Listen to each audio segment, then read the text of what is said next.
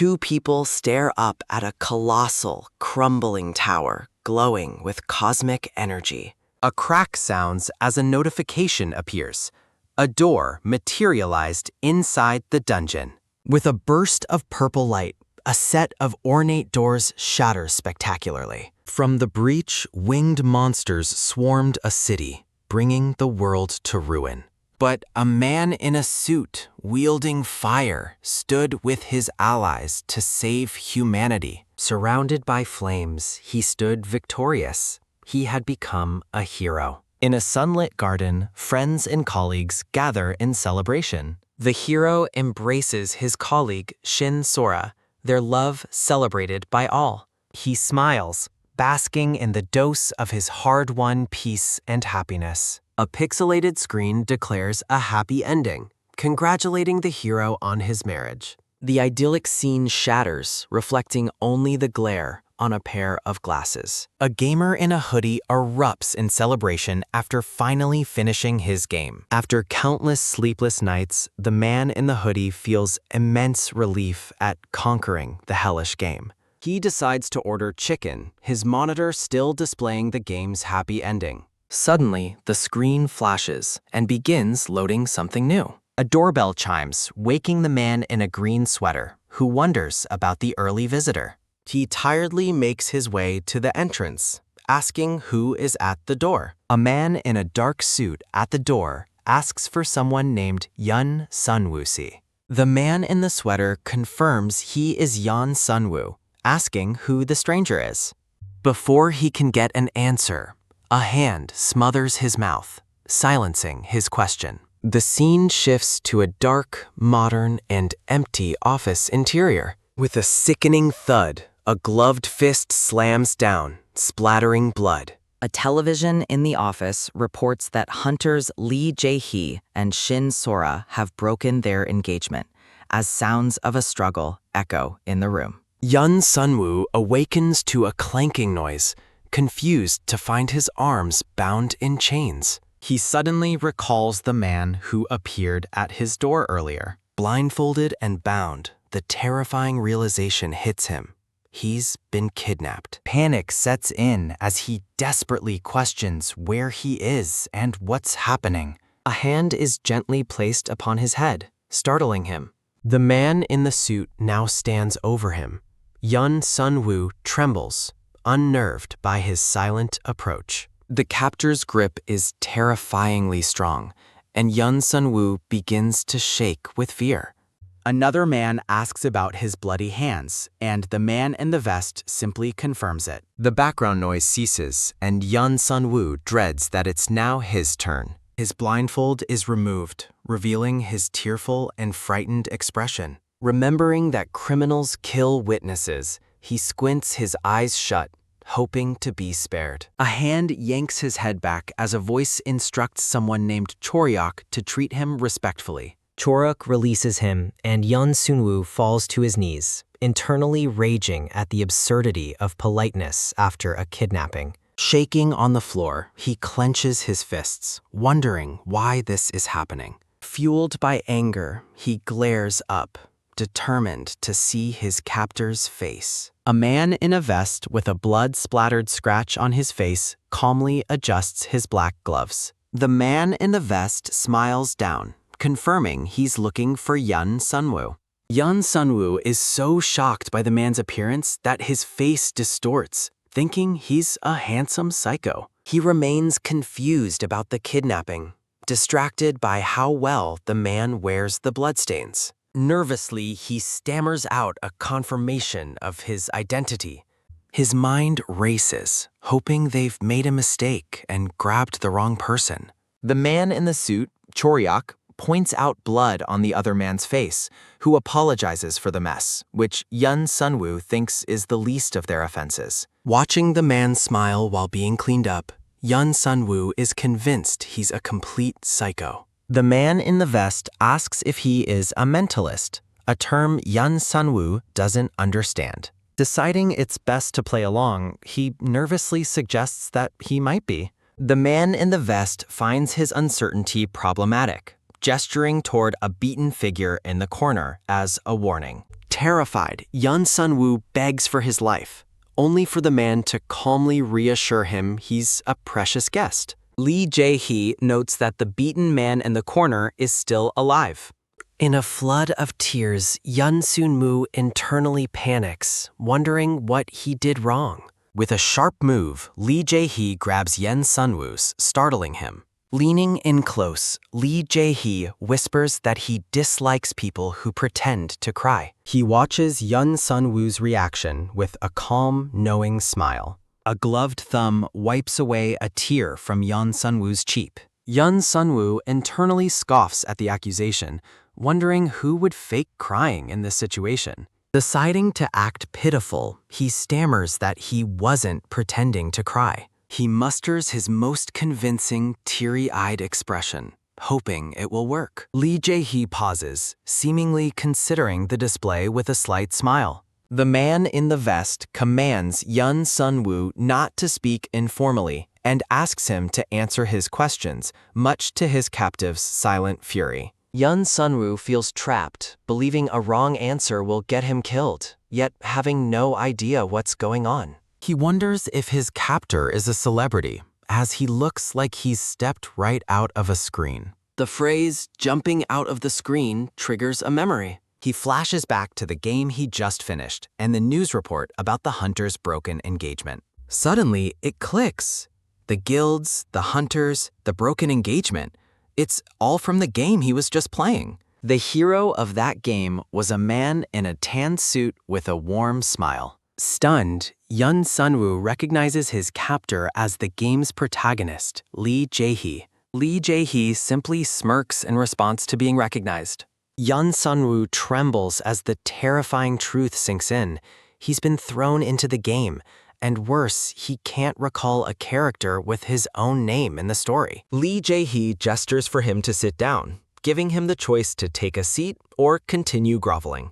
As he tries to move, a sudden sting from a leg cramp cripples him, much to Choryok's confusion. A new realization strikes Yeon Sun-woo as he looks at the man in the suit. He identifies the man as Choryok Han, Lee Jae-hee's loyal goon, and a blue status window confirms his identity as a Blader-class berserker. As Lee Jae-hee flips through some papers with a flap, he tells Yeon Sun-woo to make himself comfortable, which only makes him twitch with anger. With a soft toss, he throws a document onto the table, mentioning the Happiness Clinic and its expertise. The document is a profile for a man named Sunwoo Yona, C-rank mentalist and owner of the Happiness Clinic, who looks exactly like him. He flips the page with a flap, stunned that the information is correct, and reluctantly agrees. Lee Jae-hee then proposes a request which confuses Yeon Sun-woo, who points out his low C-rank status. Surrounded by an illusion of red roses, Lee Jae-hee calmly asks Yeon Sun-woo to stay by his side until he falls asleep. His heart pounds with a loud ba-dump as he blushes, completely flustered by the strange request. A view of a modern high-rise building appears as Yeon Sun-woo's thoughts continue. Relieved, he asks if Lee Jae-hee suffers from insomnia, which he confirms is one of his issues. He remembers Lee Jae-hee's in-game reputation for being a notorious flirt who uses his charm on everyone. He recalls that Lee Jae-hee's compliments are just manipulative tactics for recruitment or stealing items, though he admits it's a hard face to say no to. When pressed for an answer, Yeon Sun-woo forces a laugh, noting how this real-life version's personality is the opposite of the game character. He clenches his fist, reminding himself to focus on finding a way out of this situation. Trying to dissuade him, Yeon Sun-woo points out his low level and suggests finding someone more qualified. As his final argument, he insists that while he might be perfect for the job, he's not the Sun-woo Yen he's actually looking for. The scene transitions to Lee Jae-hee already settled in a lounge chair, waiting expectantly. As a chibi version of Lee Jae-hee hums a tune, a terrified Yeon Sun-woo panics, realizing he has no idea how to use a skill. A wave of chills runs down his spine as he remembers the fate of the unconscious man from earlier. Desperate, he raises his hand and gently pokes Lee Jae-hee's cheek, praying for him to fall asleep. A flash of light erupts from his body as a status transfer skill activates. He watches in disbelief as Lee Jae-hee falls fast asleep, a system window confirming the successful sleep status infliction. He waves triumphantly over the sleeping figure, wishing the jerk sweet dreams. Utterly wiped out from the ordeal, he collapses to the floor with a soft plop. With a slump, he rests his head, convinced this must be a dream, and summons his status screen.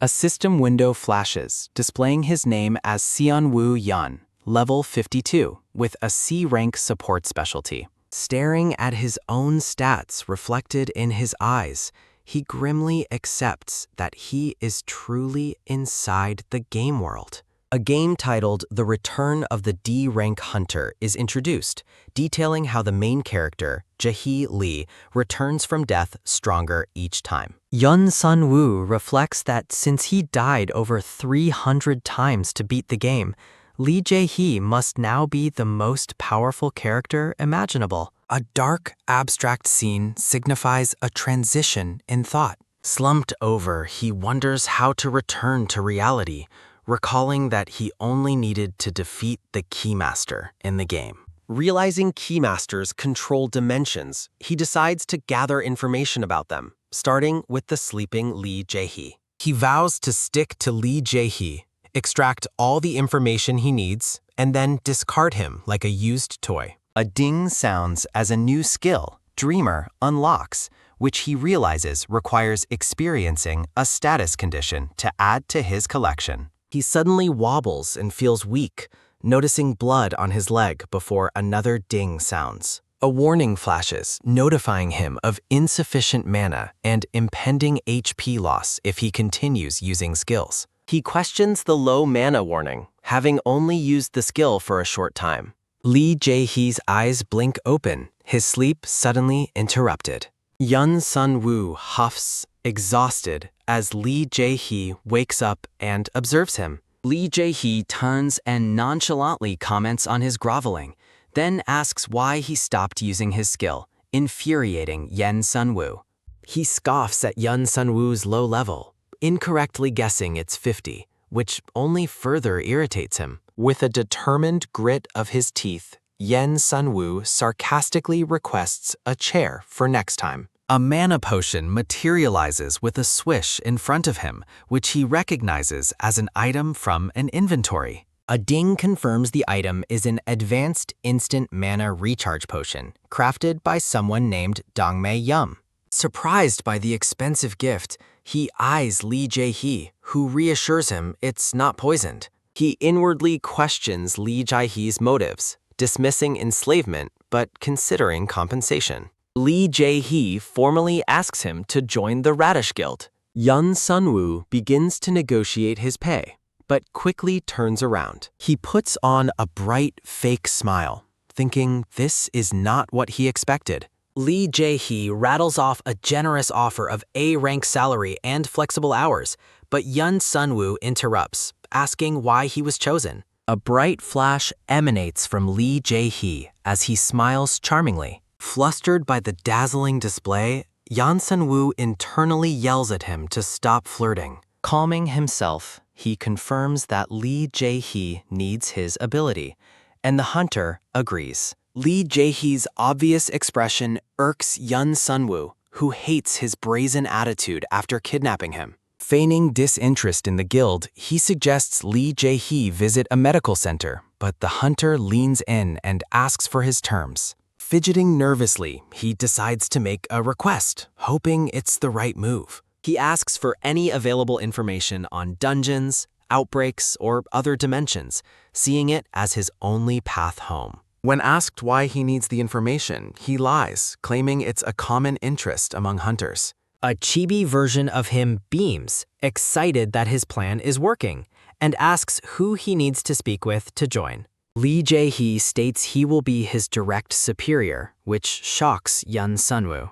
He frantically waves his hands, trying to backtrack after Lee Jae-hee misinterprets his hesitation as hatred for him and the guild. He blushes and forms a heart with his hands, declaring survival comes first, and he's thrilled to be there. Claiming to be trembling with excitement, he assures Lee Jae-hee that he's usually much smoother during interviews. With a suppressed puff of laughter, Lee Jae-hee hands him a contract to read. He opens the document with a flap and is horrified by the terms: no contract duration, on-demand meetings, and required status screen sharing. As Lee Jae-hee smiles confidently, Seonwoo realizes it's a full-blown slave contract. He asks for a moment to question the terms, and Lee Jae-hee patiently agrees. He points out how strange it is to have a contract ready with his name on it, but is more concerned with the absurd terms. Lee Jae-hee dismisses his slave comparison, finding his word choice interesting but not extreme, much to his disbelief. With an icy stare, Lee Jae-hee declares that he's wasting time and will ultimately say yes regardless. Seonwoo flinches but points out that the contract is missing both a duration and the special clause they discussed. With a confident grin, Lee Jae-hee says he's certain the duration is included and agrees to add the request as a special clause. Annoyed by Lee Jae-hee's smug look, a chibi Seonwoo crumples the contract in frustration. Tapping the document, he explains that he can't commit long-term due to his clinic and would be useless in a raid. He proposes a temporary contract for a fixed period of time. Beaming with relief that Lee Jae-hee is finally being reasonable, he prepares to state his terms. After he hesitantly suggests a 1-month duration, Lee Jae-hee flinches slightly, then asks what duration he had in mind. Confused and frustrated, Seonwoo silently protests that he just stated his terms. Pressured, he hesitantly suggests a 2-month contract instead. Lee Jae-hee's stern glare forces him to quickly increase his offer from 6 months to a full year with a renegotiation clause. Trembling under the pressure, Seonwoo feels coerced and considers giving up on his own terms. He suddenly notices something important. Pointing at Lee Jae-hee's wrist, he excitedly identifies the watch. He boldly tells the hunter that he wants his watch. Framing it as a heartfelt welcoming gift from a guildmaster to a new member, he internally plots to sell the expensive watch for escape funds. Lee Jae-hee agrees and offers to fasten it on his wrist himself. As his gloved fingers touch Seonwoo's wrist, he tells him to stay still, causing him to twitch. With a soft clack, the watch is secured onto his wrist. Lee Jae-hee asks if there's anything else, and a flustered Seonwoo says no, wondering why he insisted on putting it on him personally. A flash of golden light emanates from Lee Jae-hee's hand as he materializes the contract. The contract magically rewrites itself with a flap to reflect their new agreement. With a soft plop, Lee Jae-hee drops a ring into his hand, telling him to wear it to activate the contract. A system notification appears, but the item identification fails due to his low stats. Lee Jae-hee explains the ring will maintain their contract and boost his mana, but Seonwoo is suspicious of its form. Dismissing his concerns, he decides there's no harm in wearing it just to uphold the contract. He slips the ring on his finger, and with a swoosh, a series of dings announces that his mana, magic defense, health, and status effect resistance have all increased by 1,000. A final ding reveals the item is a superior servant ring, which has formed a binding master-servant relationship and instructs him to be obedient to earn his master's love. He shakes, horrified, and demands to know who the master is. Trembling, he lifts his finger, fearing the answer. He points a shaky finger at Lee Jae-hee, asking if he is the master. With an amused smile, Lee Jae-hee says he can call him master if he wants, but Seonwoo frantically clarifies he was asking about a master ring. More system dings reveal the master can now locate and summon the servant once a day, and he has unlocked a new passive skill, affection. He recoils in disgust, but a sudden, strange sensation makes him pause. A warning flashes that his affection skill has dropped below 0, afflicting him with a melancholy status effect, and he starts to blush uncontrollably. He shudders and twitches, overcome by a strange feeling, as Lee Jaehwi wonders why his mood is suddenly declining. Lee Jaehwi grins, realizing he triggered the effect simply by saying something his servant didn't like. Realizing he's screwed, Seonwoo presses his hands together in a desperate attempt to fix the situation. He immediately beams, his attitude completely changed. 2 dings confirm the master's mood has improved and the melancholy status effect has been deactivated. With a knowing smile, Lee Jaehwi compliments his quick adaptation, but warns him to mind his words. After being roped into the contract, he finds himself summoned at Lee Jaehwi's whim, landing with a thud. The next day, he's caught with a knife trying to remove the ring, making the excuse that he was just cooking. 3 days later, he's summoned at 3 a.m. to do his job, much to his annoyance. On the 4th day, he clenches his fist in silent rage as he's summoned to Lee Jaehwi's bedside yet again.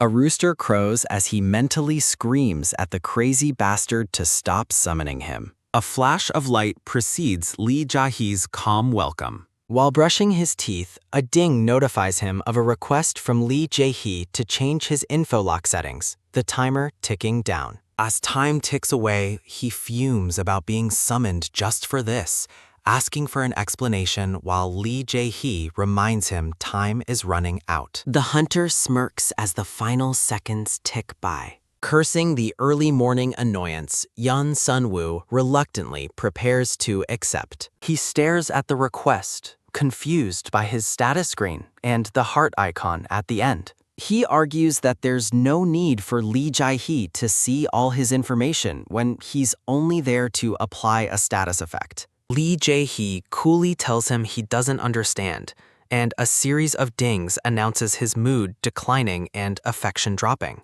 He panics and promises to do anything, but the melancholy status effect activates and his skill status drops to -5, disabling some abilities. A rapid succession of dings confirms the master's mood has plummeted. With a gasp and a loud badump, he collapses to the floor with a flop. He twitches and groans in reports on the floor as Choryok watches from behind. Flushed and sweating, Seonwoo wonders what's happening to him. A ding sounds as a system warning declares his skill status has dropped to -10, afflicting him with an aroused status effect. While he panics over the new status, Lee Jaehwi calmly explains that the ring grants access to his status screen and questions his sensitivity. Overwhelmed by the strange sensation and his racing heart, he lets out a soft groan. As Lee Jaehwi pets his head, he twitches, completely flustered by the unexpected touch. The hunter reminds him this is part of their contract while gently fondling his ear. He groans, clutching his stomach as the overwhelming sensations continue. Trembling and quivering, he's unable to control his body's reaction. With a sudden swoosh, he leaps away to create distance. Panting, he desperately tells Lee Jaehwi to check his now visible status screen. The hunter looks on, confused at first, then a flicker of understanding crosses his face. Lee Jaehwi lets out a pft of laughter, causing Seonwoo to flinch. Shaking with rage and embarrassment, he calls Lee Jaehwi a diabolical son of a bitch. Birds chirp in the bright sky as he internally vows not to let him get away with this. The next day, he slumps in his chair, sighing with shame over the previous day's disaster. Senior Manager Yoon, the clinic's only employee, suggests he head home early since there are no reservations. He declines, explaining that although the clinic is closing temporarily, he'll stay on duty as long as enduring he can. He reflects on how surreal it must have been for her when he first arrived, though she helped him get the hang of things quickly. A flashback shows Senior Manager Yoon's shock upon hearing that he's lost all his memories. Anxious and worried, he struggles to explain his situation. He recalls how she was a lifesaver, providing him with all the necessary information without asking any questions. Touched by her kindness, he thinks she's an angel when she asks him to call her back when the clinic reopens. A door creaks open and a man in a brown jacket enters. A system window identifies him as Hunter Hyung Kim, a regular client. Hyun Kim smiles, explaining he was in the neighborhood for work and decided to stop by. He's brought a box of egg tarts from a famous bakery, which senior manager Yoon gratefully accepts. She invites him to lunch, but he politely declines. She then reveals that Dr. Yeon has been hired by the Radish Guild and the clinic is closing, inviting Hyung Kim to a farewell lunch. Yeon Sun-woo, in his doctor's coat, looks on with a slight, curious smile. Hyung Kim congratulates him, though his tone suggests he might not be fond of the Radish Guild.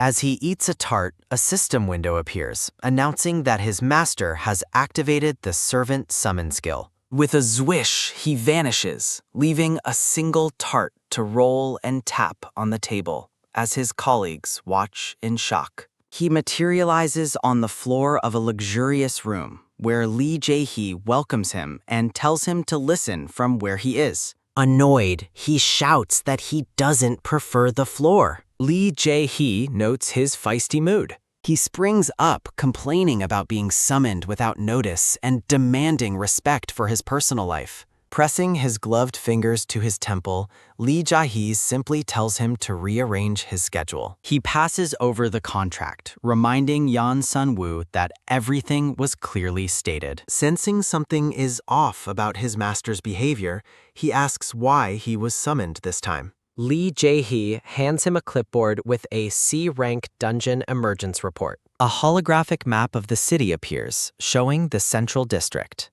The map details the territories controlled by various guilds, with Gangbook belonging to the Radish Guild. While on the phone, Lee Jaehwi confirms the appearance of the C-rank dungeon.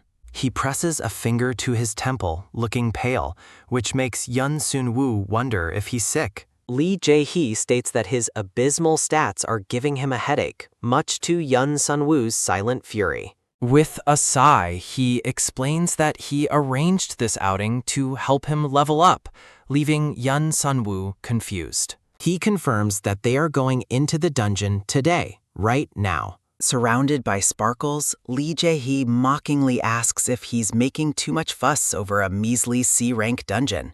Yeon Sun-woo stands stunned as Lee Jaehwi's leg drops from the armrest. He internally retorts that it might be a picnic for him, but not for everyone, only for Lee Jaehwi to tell him to just follow his map. A flash reveals a monstrous, glowing red eye, staring intently.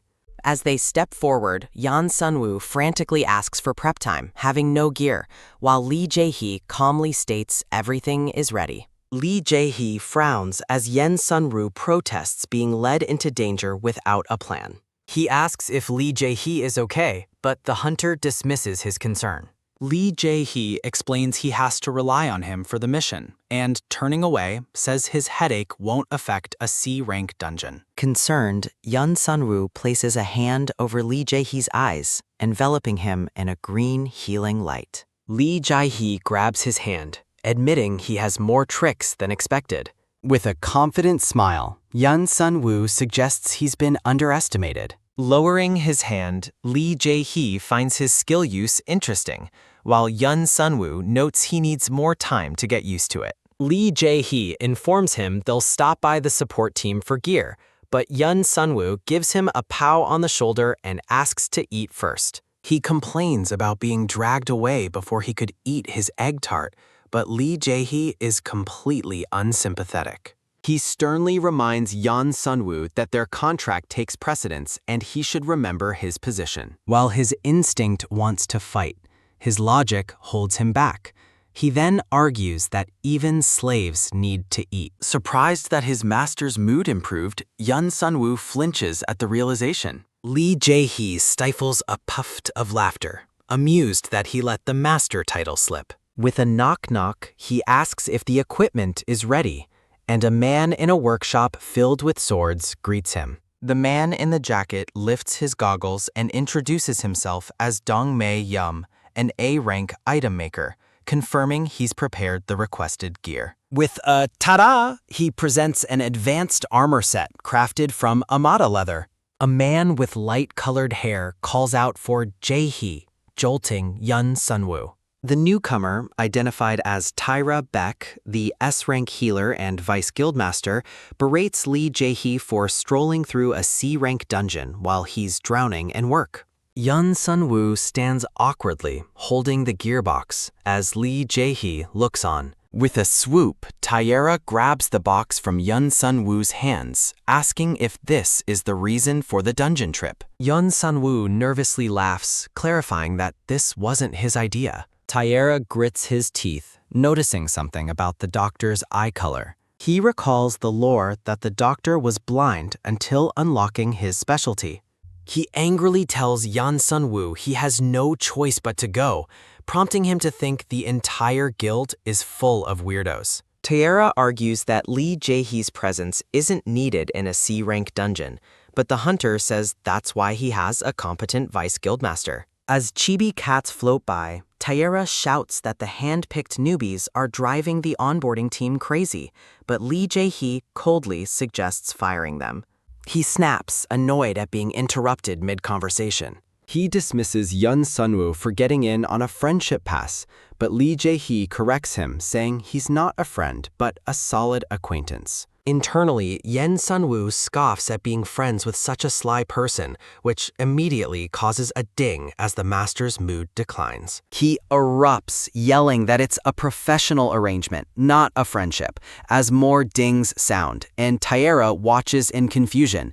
Lee Jaehwi introduces him as his biggest fan. He gasps, realizing he may have gone too far with his outburst. Tyra agrees to hear out the recommendation, but on the condition that he joins them in the dungeon. At Chungsuk Park, a group of hunters stands before the glowing, ornate gates of a dungeon. Now clad in dungeon gear, Yun Sunwoo nervously confirms this is the dungeon they have to enter. A voice from a traditional-looking structure asks if everyone is present and ready to enter.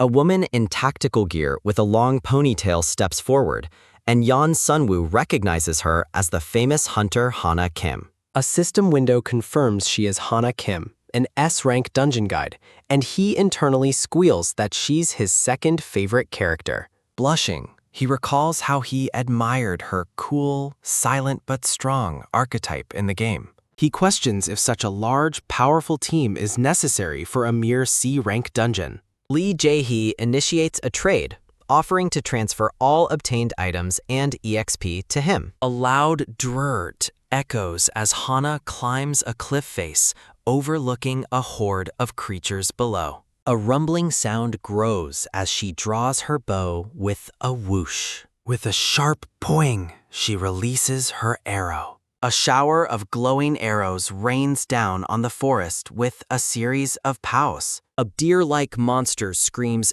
"Ack!" as it's struck by multiple arrows. The remaining monsters charge towards a man in black gear standing alone. With a clop-clop, the man approaches,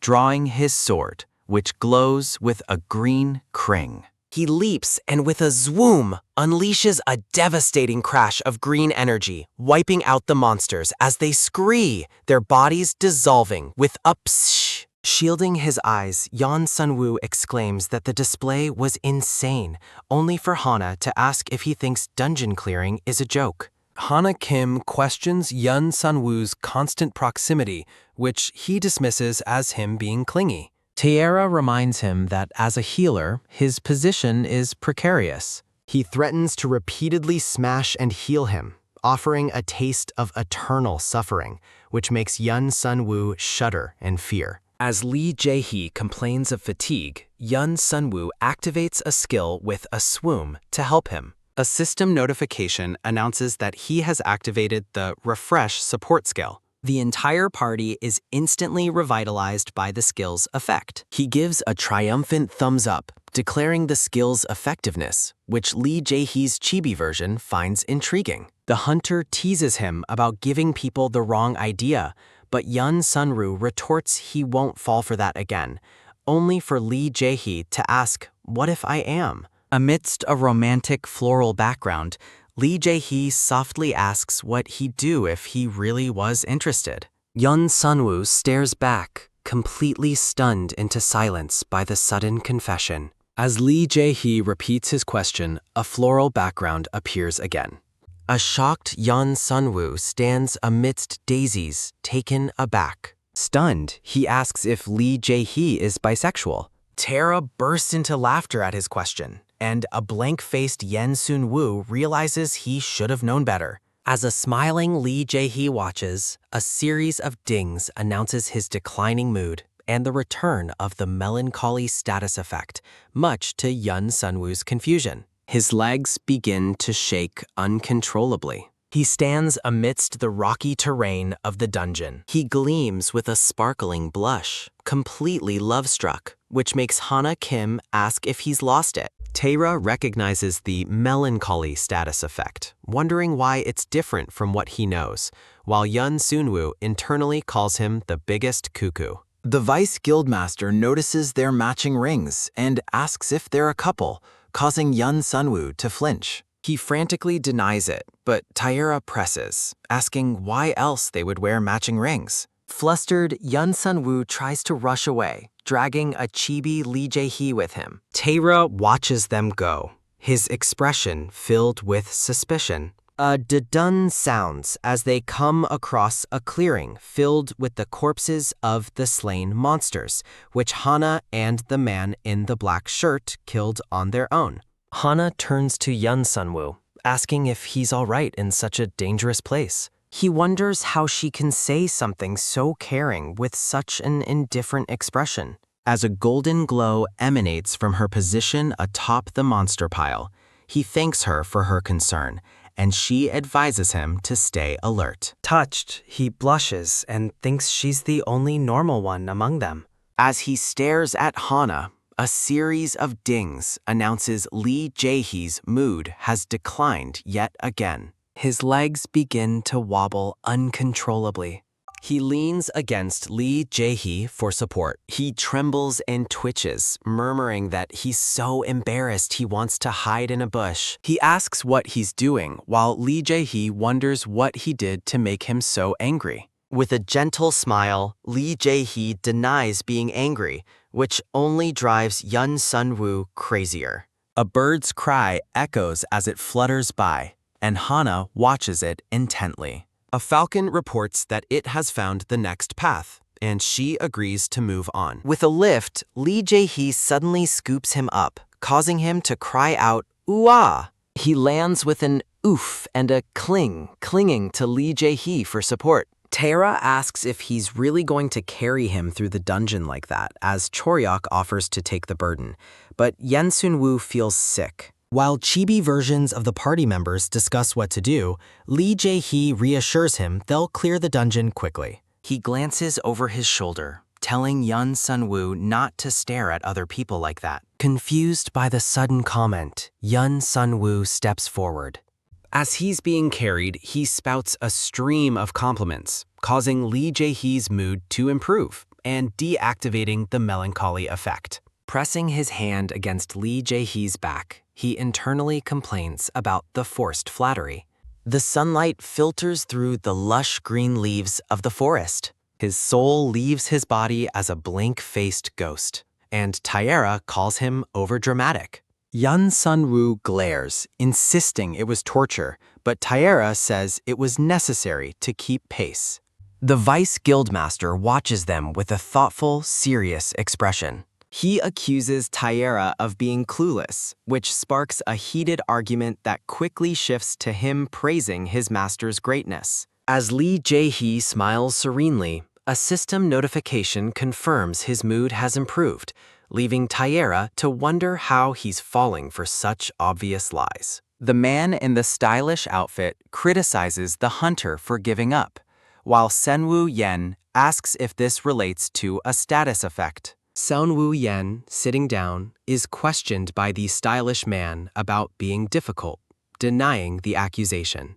Close-up of Seonwoo Yen looking annoyed and emphatically denying the stylish man's romantic implication. The stylish man smiles and is surprised by Seonwoo Yen's nerve, who retorts that the stylish man has been acting the same way. The forest scene becomes tense.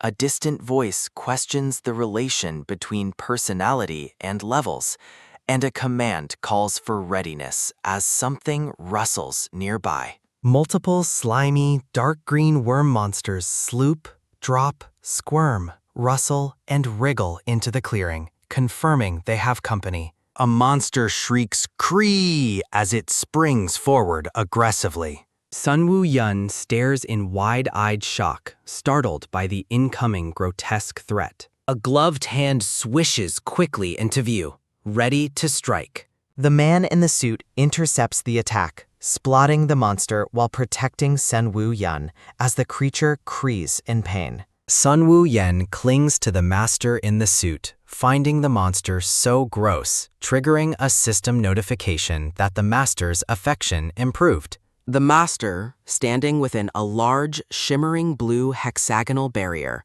condescendingly invites Seonwoo Yen to hide if he is scared. The master holds the line with his zinging barrier, while Seonwoo Yen realizes the master is blocking the monsters, but is interrupted when the master asks if he is leaving him.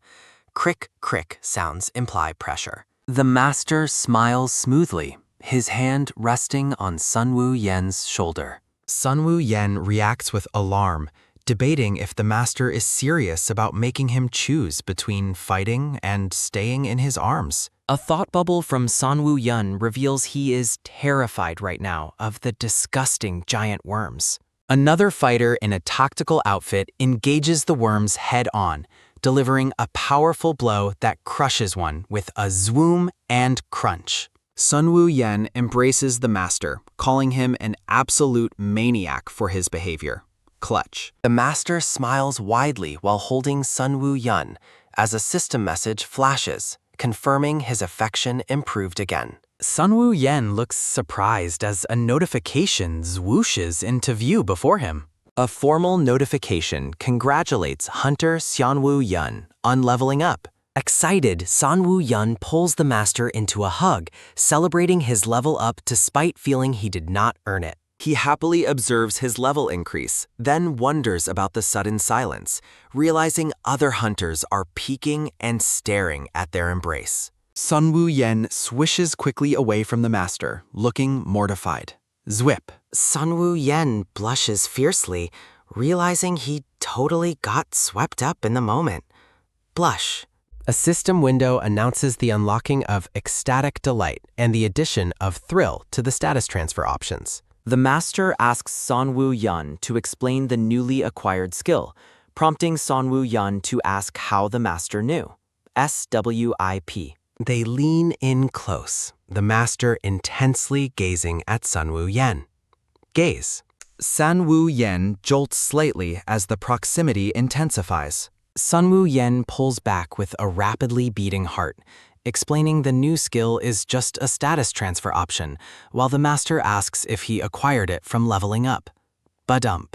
The master tenderly turns Seonwoo Yen's face back toward him with a gloved hand. Turn. The master demands an answer to his question, irritating Seonwoo Yen, who considers him a damn handful. Seonwoo Yen finally answers that the skill is called Thrill and suggests that his strong feelings turn into new options, swatting the master's hand away. Swat. The master looks contemplative, rubbing his chin as he considers the information. Fwip. The master flashes a seductive gleaming smile, surrounded by pink floral effects. Seonwoo Yen yells no, blushing profusely as the master laughs and pretends to believe him immediately, causing Seonwoo Yen to protest that he truly wasn't joking. Seonwoo Yen internally laments that the master is sly and quick as a fox, showing the master with fox ears and a tail. The scene transitions to a damp, rocky cave entrance, appearing dark and forbidding. Seonwoo Yen expresses worry about the eerie cave darkness, prompting the master to ask if he is scared. The master reaches out a black-gloved hand, offering Seonwoo Yun assistance. Seonwoo Yen pauses, looking uncertain about the offer of handholding. The master shruggingly dismisses his concern, commenting he shouldn't be so chicken. Another man, in a dark, torn black outfit, appears and mockingly tells Sunwoo Yun not to be a chicken, adding that handholding never hurt anyone. KK. Sunwoo Yen is shown screaming A in terror. The master chastises the panicked, screaming Sunwoo Yun for making too much noise while glowing winged creatures swarm below. The master and the stylish man stand calmly within the blue barrier while Seonwoo Yun cowers, yelling for them to ignore his fear and just do their thing. A woman in tactical gear appears, calmly observing the newly transformed, glowing insect monsters, shuddering as she wonders why all the male hunters are so strange. Shudder. Calm. The master attacks with a glowing sword, zooming into action. The sword crunches through a monster, which screams, "Krah!" The master stands alone on seeking the rocky floor, surrounded by a swirling swarm of flying insect monsters under a dark cave ceiling. Creak. The man in the brown suit ignites a brilliant, fiery flume energy in his gloved hands. Lee Jaehwi holds the burning power, summoning a magnificent fiery phoenix that rises above him with a dramatic whoosh. The phoenix unleashes a burning flare, sweeping down with a fierce krizik, devastating a swarm of dark winged creatures with a crackle. However, a massive new wave of glow-winged, moth-like monsters streams toward them with a zweeze sound. Lee Jaehwi furrows his brow, looking slightly annoyed, and tisks in thought. He holds up a glowing sphere and sends forth a massive wave of light and energy with a powerful whoosh and swish, drawing the hordes of insects toward it. Yeon Sunwoo, in the dark jacket, screams internally, wondering why Lee Jaehwi is luring the gross creatures toward the light. The winged monsters swarm toward the brilliant light, flap, flap, as a close-up shows a large moth monster flying with a green glow. A sudden boom of force erupts from the light, obliterating the swarm with a crackling kriek of energy. Hana Kim, the hunter in black gear, holds her bow and watches the creatures dissolve with a sound of psh. A dying, twitching moth monster with large orange and brown wings lands on the ground. A quick stab finishes off the remaining monster with a flash of light. The man in the black shirt sheathes his large, dark sword and announces that the fight is over as the monsters are gone. Yeon Sunwoo looks concerned, standing apart from the others, and asks which way they should go next while the others discuss the map. He fidgets nervously, worried about being a nuisance and deciding whether he should stick with the chattering group. Taera, the man in the pink-tinged outfit, angrily points at Yeon Sunwoo, calling him a terrible teammate and complaining that he hid behind the barrier Taera created. Tyra throws 2 temper tantrums, claiming that beating up annoying teammates is caring, but Yeon Sunwoo denies being funny and asks what he means by the accusation. Hana, smiling slyly, says she understands why Yeon Sunwoo would forget his true personality since he has to live with Taera, who retorts that it is not funny.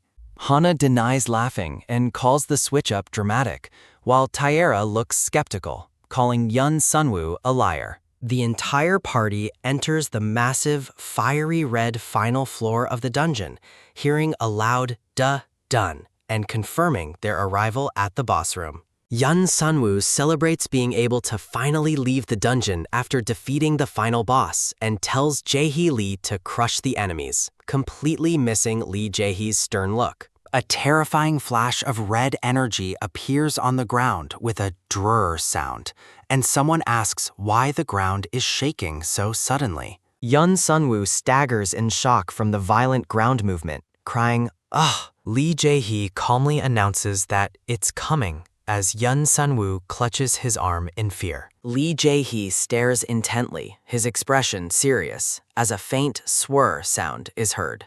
A massive, dark, clawed foot steps onto the ground in the red, glowing, magical circle. Hana and the man in the black shirt appear ready for a fight with a clunk, while a shocked Taira sees the approaching enemy and gasps, "No way!" A massive, red-horned, demon-like creature is detected with a do sound as an S-rank entity. A system notification appears, announcing that the dream demon nightmare has appeared, as Lee Jaehwi stands protectively with Yun Sunwoo, the man in the brown jacket, by his side. The enormous nightmare demon floats into the air with a vroom sound, enveloped in red energy. The demon rises high above the two men, who look up into the red, chaotic expanse of the boss room. Yun Sunwoo, visibly frightened, exclaims that this is a C-rank dungeon and questions what an S-rank entity is doing here. The dark, terrifying maw of the demon roars, projecting a wave of red energy with a zwir, emphasizing that this is supposed to be a C-rank dungeon. Lee Jaehwi, his face strained by the intense magical pressure, commands everyone to get ready, as the attack is coming. A massive beam of red light shoots down from the demon with a destructive crackroom. The red beam strikes the floor, causing the ground to crumble and release a psh sound of dissipating energy. Taira, radiating a blue light, activates his defense skill, Healer's Sacrifice, consuming all his mana to nullify the Dream Demon's roar. Taira collapses to his knees with a thwump, gasping, Yun Sunwoo, looking frantic, rushes to Taira and asks if he is all right. Yun Sunwoo cautiously steps back, glancing at the recovering Taira. A system notification announces the activation of Hana Kim's awakened specialty, summoning King Dongmyeong, the godlike archer. Hana, the hunter in armor, takes aim, channeling the power of the legendary archer spirit that appears behind her.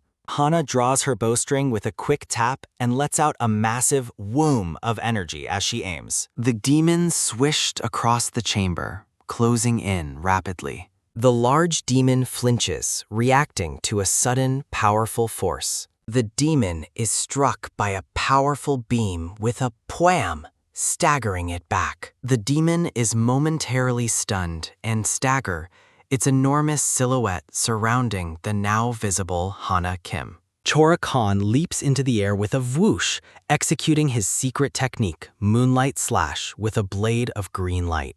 The demon screams with a high-pitched swing as Choryok's attack strikes the massive red eye. Lee Jaehwi yells, "No, wait!" as pink dust explodes around him, suggesting a dangerous or unintended action has occurred. Lee Jaehwi yells, "Chorok, no!" as Chora Khan freezes mid-attack, a zrat sound accompanying a message that the Nightmare Sovereign effect has been applied, putting Chora Khan to sleep. The powerful, large nightmare demon looks down, its long legs and tail visible, as the effect takes hold with a wish. Yun Sunwoo stares in disbelief, shocked that Choryok Han, who he internally calls Psycho Green, was taken out instantly. He looks away, devastated that his strong ally has been defeated. Yun Sunwoo's face is distorted by a neon filter, showing intense fear and a monstrous reflection over his own features. Lee Jaehwi shouts, "Sunwoo Yun, get yourself together!"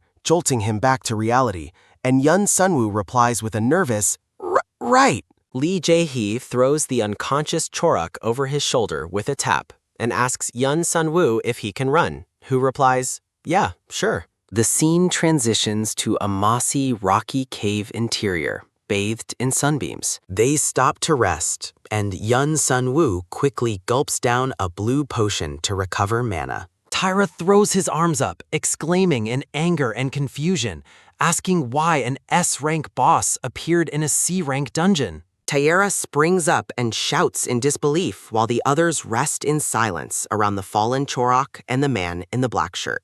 Yun Sunwoo grits his teeth, thinking that he never imagined the game's main cast could lose, despite knowing they were the protagonists. He realizes the disaster is his fault because they were only here to help him level up. The hunter in the dark jacket puts on a glove and top Chorok's leg, thinking he may be able to remove the sleep effect if it is a status effect. 2 system dings announce Seonwoo Yun has failed to remove the status effect, and he asks why his level is too low, insisting the attempt must work. Hana looks intently at Yen Seonwoo as another ding confirms his failure to remove the status effect. Yun Seonwoo clutches his head, looking anxious and wondering what happens if Chorok never wakes up. Lee Jaehwi stops Yun Seonwoo, telling him, "Mr. Yun, stop," as the situation is clearly beyond his immediate help. Yun Seonwoo turns to face Lee Jaehwi, yelling that they can't give up and need to find a higher-level support. Taeyera stands tall,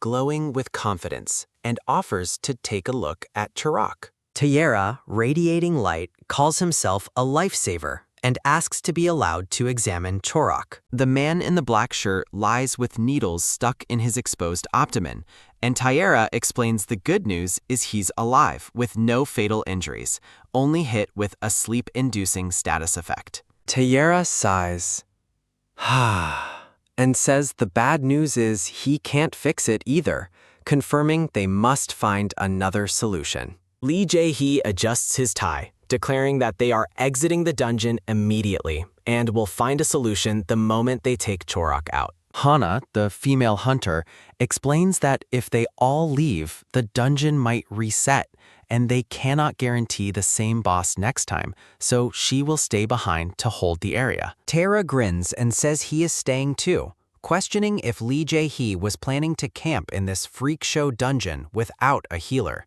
Lee Jaehwi says he will come back as soon as possible, and Yun Seonwoo thinks about how strong the people in the guild are and how unbreakable their bond is. Yun Seonwoo, looking overwhelmed, decides he cannot keep cowering because this is reality. He clenched his gloved fist, determined to face reality, despite the pressure. Yun Seonwoo looks up at the sunny sky through the trees and thinks about how stupid he feels. The scene shifts to a dimly lit room, ticking with time, where someone sits vigil next to a bed. Yun Seonwoo looks at a blue holographic screen reviewing a skill as the tock-tick of a clock sounds. Lee Jaehwi receives a beep on his phone and says he has scheduled a visit from another support hunter for tomorrow afternoon, telling Yun Seonwoo to rest as his presence won't change anything. Yun Seonwoo stares into the distance, suggesting there is something he wants to try,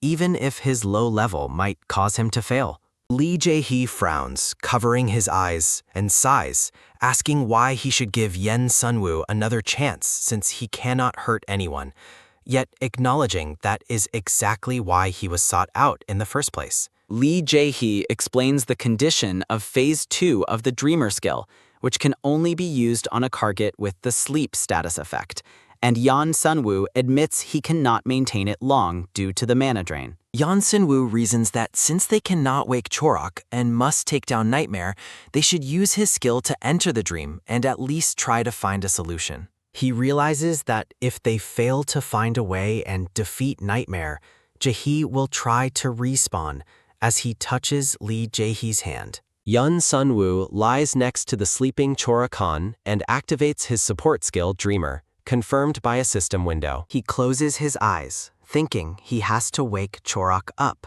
A system notification appears, wishing Seonwoo Yun a pleasant journey as he enters the dream world. Inside the gloomy, textured dream world, a click-click sound is heard, and a dark figure steps toward a doorway with a creak. He watches as a woman points accusingly at a man who yells that he never wanted a kid, and the man retorts that it takes two to tango, telling her not to dump all the responsibility on him. A crash sounds as the dark figure yells, asking why they are always shouting at him about that kid, and saying he is too busy drowning himself in booze to pick up when called, followed by a clatter. The figure blocks his ears with his hands as the woman's voice shouts that he thinks he is a model parent, raising the child like a stray, followed by a thud and a bam.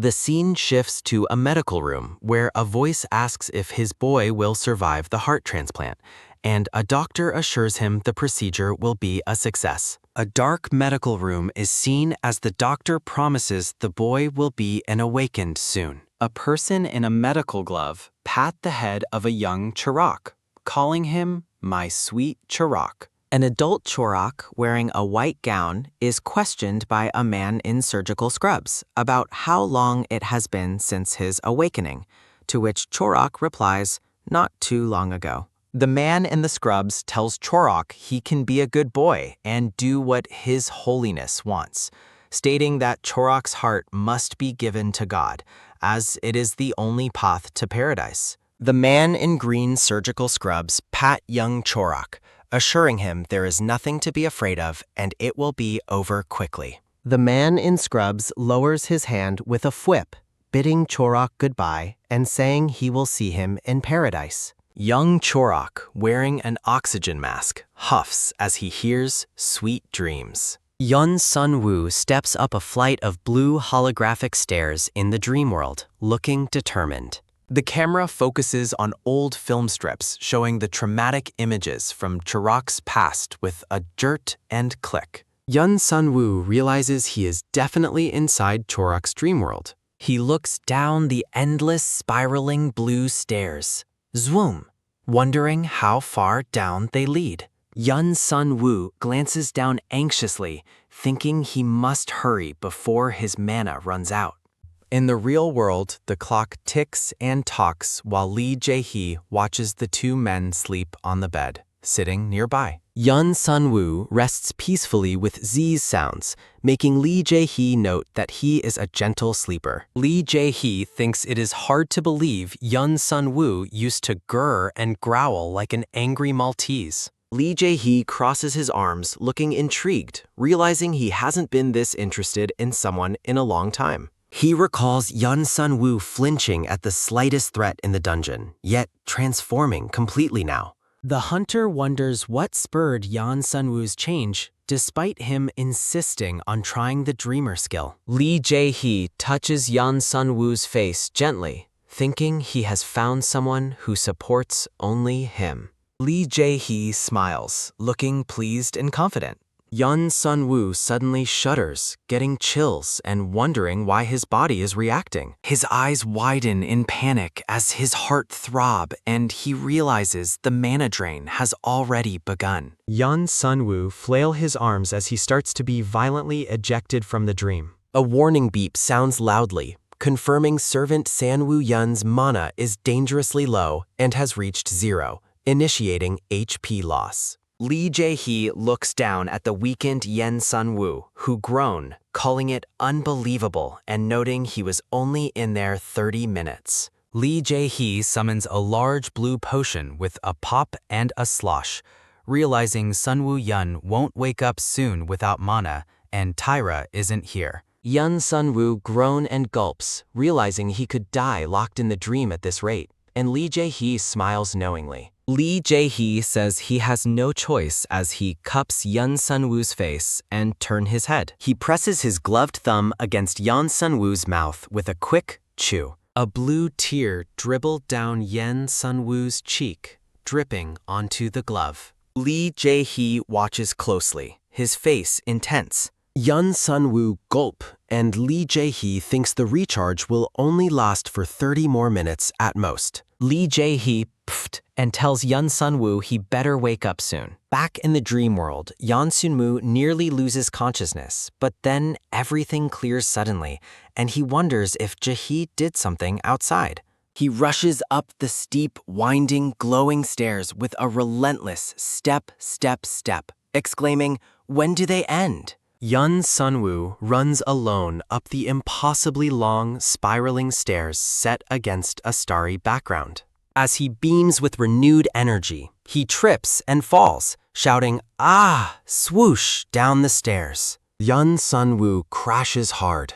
Kirk, realizing he might die before Chorok, but spots a light and wonders if it is the right way or a trick. He rises and sprints toward the bright white light, yelling that he will demolish Nightmare the next time they meet. He pauses, seeing a child sitting huddled in a dark room, and wonders if the figure is a child. A man's voice suggests putting the boy up for adoption, to which a woman's voice replies, "I'm not doing shit, you do it." Yun Sunwoo blocks the child's ears with a gloved hand, telling him not to listen and suggesting he should yell at them and walk away instead of sitting through the abuse. He crouches and tells the distressed child that the parents are talking nonsense and none of this is his fault. The terrified child looks up at Yun Sunwoo, tears welling in his wide eyes. Chorak, wearing a white shirt, is stroked by the man in the suit, who tells him not to let his faith waver. A shocked Yun Sunwoo reacts with ups sound. The man in the suit brushed Chorak's cheek, smiling darkly. The man smiles, promising that their lord will be so pleased with Chorak's devotion. Yun Sunwoo leaps back, shouting, "What the fuck, you crazy pervert!" and wham, strikes the man in the suit, who cries, "Ah!" Yun Sunwoo grabbed the stunned child, yelling at the man to stop exploiting the child and asking Chorak what is wrong with him in this dream. Yun Sunwoo tells the glowing figure of young Chorak not to let them break him and to strike back, clenching his fist for courage. The man in the suit smiles sinisterly, telling Chorak to come over and help him, and to be the good child he has always been. An adult Chorak appears, looking confused, and asks Yun Sunwoo, "Whoa, that was quick. When did you get back?" Lee Jaehwi appears, step, and simply calls out Chorak. Lee Jaehwi stare intently at Chorak, looking serious. A man in a dark suit calls out for Chorak, causing one of two other men to flinch. The man in the suit closes his eyes and smiles contentedly. With a feeling of doom, another man thinks he never wants to see the other person again.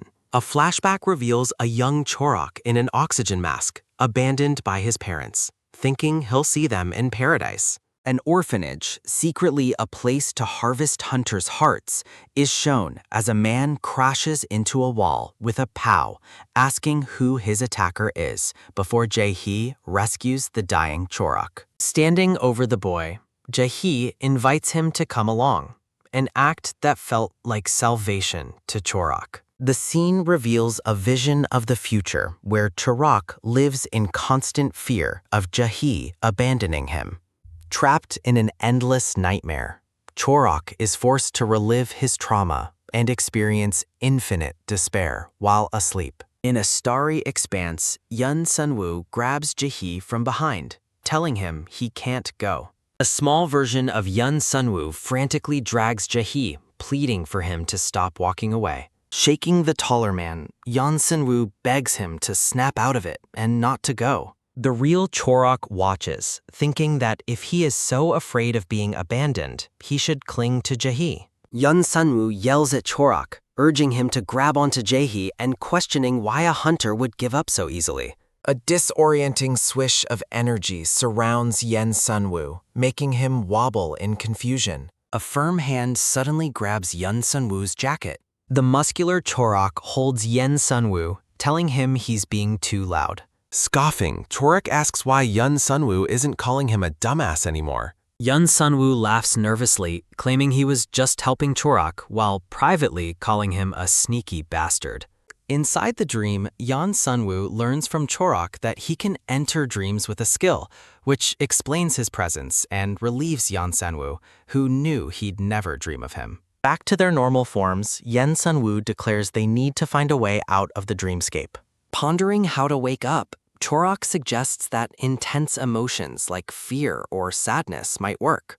Yun Sunwoo proposes an idea, suggesting Chorak use his awakened skill to snap out of the dream. Chorak hesitates, wondering about the skill's side effects and suggesting Jaehwi might be able to use it instead, which Yun Sunwoo accepts as their only option. As Chorak agrees, a blue interface swooms around them, and Yun Sunwoo asks what he plans to do. Waking up, Yun Sunwoo sees system messages confirming his dreamer skill is deactivated and Choro-kan is no longer incapacitated. Jaehwi looks at the notifications, startled, and thinks that Chorak used a skill without warning him. Leaning over Yun Sunwoo, Jaehwi calmly remarks that he is already awake. Finding himself in Jaehwi's lap on a bed of flowers, Sunwoo questions the pose while Jaehwi simply calls it too bad. Lying on a couch, Sunwoo grows suspicious about what might have happened while he was asleep, his thoughts interrupted by a low grrr. A monstrous hand twists with a crack as Sunwoo wonders who is growling. A muscular warrior with a glowing red weapon growls, making Sunwoo realize this is the consequence Jaehwi mentioned. The warrior swings his weapon with a whoosh, crashing through the room as Sunwoo panics, but Jaehwi calmly tells him to be quiet. Jaehwi leaps to safety, carrying Sunwoo away from the destructive attack. The attack obliterates furniture with a psh, causing Sunwoo to cry out in shock. From a precarious perch on the rubble, Sunwoo questions what Jaehwi is doing. Jaehwi holds him close, urging him to use his imprinting skill, insisting he is the only one who can stop the berserker. Chorak Khan's imprinter skill activates, issuing a command to the frenzied warrior. The system announces that Berserker refuses to comply, showing his defiant grin against Jaehwi's determined gaze. With a heavy thud, the frenzied warrior is forcibly stopped, finally complying with the command. A small, angry version of the Berserker kneels as Sunwoo asks why he's glaring, and Jaehwi explains he can force a command but not remove the Berserk status. Stunned, Sunwoo realizes their only option is to wait for the skill to expire. After confirming the berserker cannot move, Sunwoo sighs and decides to see if he can help. Sunwoo tiptoes toward the growling berserker, trying to calm him as Jaehwi advises him to take it easy. The berserker lets out a furious groo, his snarling face terrifying Sunwoo. Pleading, Sunwoo taps the berserker's back, his hand emitting a soft green light. With a sudden thump, the berserker collapses, leaving a confused Sunwoo standing over him. The now unconscious man lies on the floor, surrounded by fading particles of light. Jaehwi explains the man fainted from his awakened specialty draining his strength, prompting Sunwoo to suggest moving him to a bed. Surveying the destroyed room, Jaehwi points out the bedroom has been reduced to rubble. Jaehwi chuckles, looking down at Sunwoo and admitting he's more useful than he thought. Jaehwi notes how calm Chorak is, and Sunwoo sighs, reflecting on the long, exhausting day. Jaehwi apologizes to the man sitting in the armchair, while Chorak kneels and Sunwoo sits awkwardly. Jaehwi asks if the rest of the party is safe, and Chorak nods, confirming that they are. Chorak glances at Jaehwi, confirming that he and Mr. Yan are fine, and assumes the other two are also safe. Sunwoo turns away, laughing, "Ha!" and yells angrily that he did all the heavy lifting, and Jaehwi didn't even say thanks. Jaehwi questions Chorak's assumption of safety, and Chorak confirms that Hana and Taira stayed behind to prevent the dungeon from resetting. Sunwoo sighed heavily, saying he is beaten and kept the skill running too long, wondering aloud what he would do without Jaehwi's power. Sunwoo is visually thrown from the dream with a crash and a flail, questioning if Jaehwi did something to him outside. Jaehwi wonders how he managed to use the mana potion while Sunwoo was asleep. Chorak announces that he will get going, and Jaehwi says he will see him at the dungeon entrance. Jaehwi sprang up and asks Chorak if he was not paying attention to his instructions. Sunwoo laughs, thinking how much of a prick Jaehwi is, wishing he were stronger, admitting he had other things on his mind. Chorak explains Jaehwi has gone to prepare for re-entry, and Sunwoo adds one more thing to the discussion. Sunwoo asks Jaehwi if he did something, and the hunter asks if he really wants to know the answer. A system message confirms the master's mood has improved and affection increased by +1.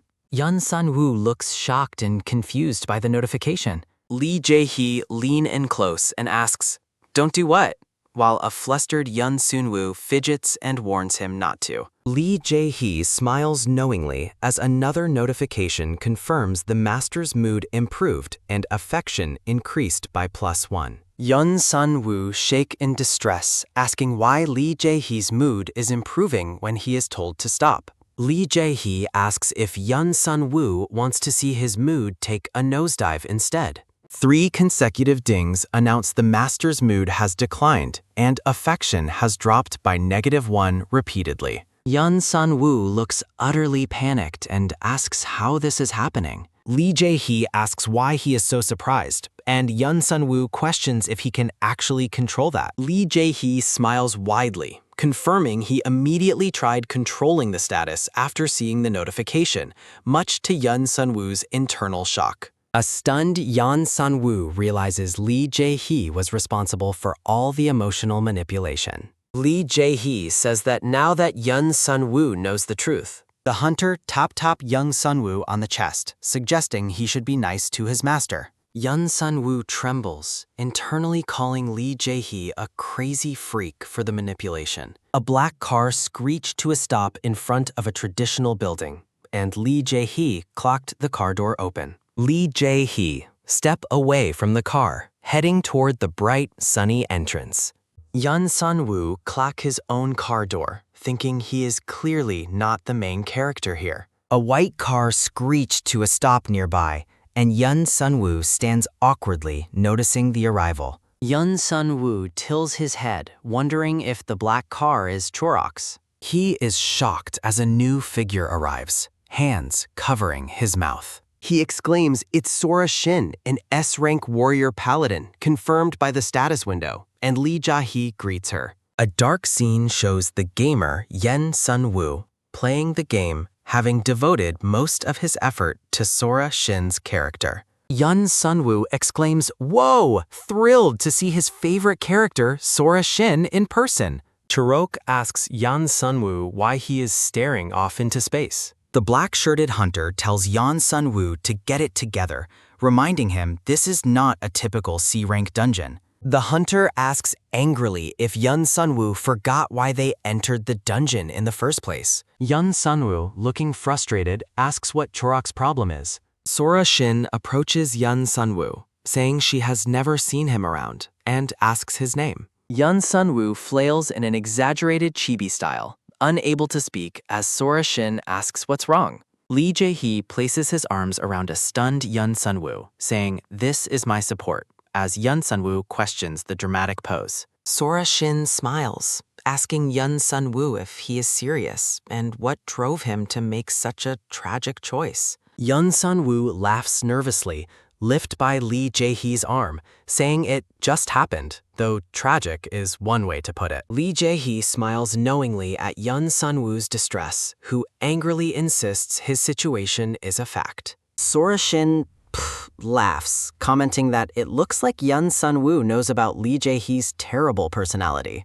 Seonwoo laughs awkwardly as Lee Jaehwi watches with a smirk. Seonwoo tells Sora Shin his name and confirms he is a support hunter. Sora Shin reach out, saying it's a pleasure meeting Seonwoo. Seonwoo greets Sora, confirming the pleasure is his, as she explains she is a mercenary summoned by Jaehwi. A notification confirms Jaehwi Lee has invited Sora Shin to his party as the two men follow the group into the dungeon. Sora Shin powerfully slams her giant shield down, defending against deer-like monsters in the dense woods. Multiple system notifications confirm Sora Shin defeated 3 giant horned deer, which are crushed with a thud and a grack sound. Sora Shin lifts her shield high, smiling as the deer scream in defeat.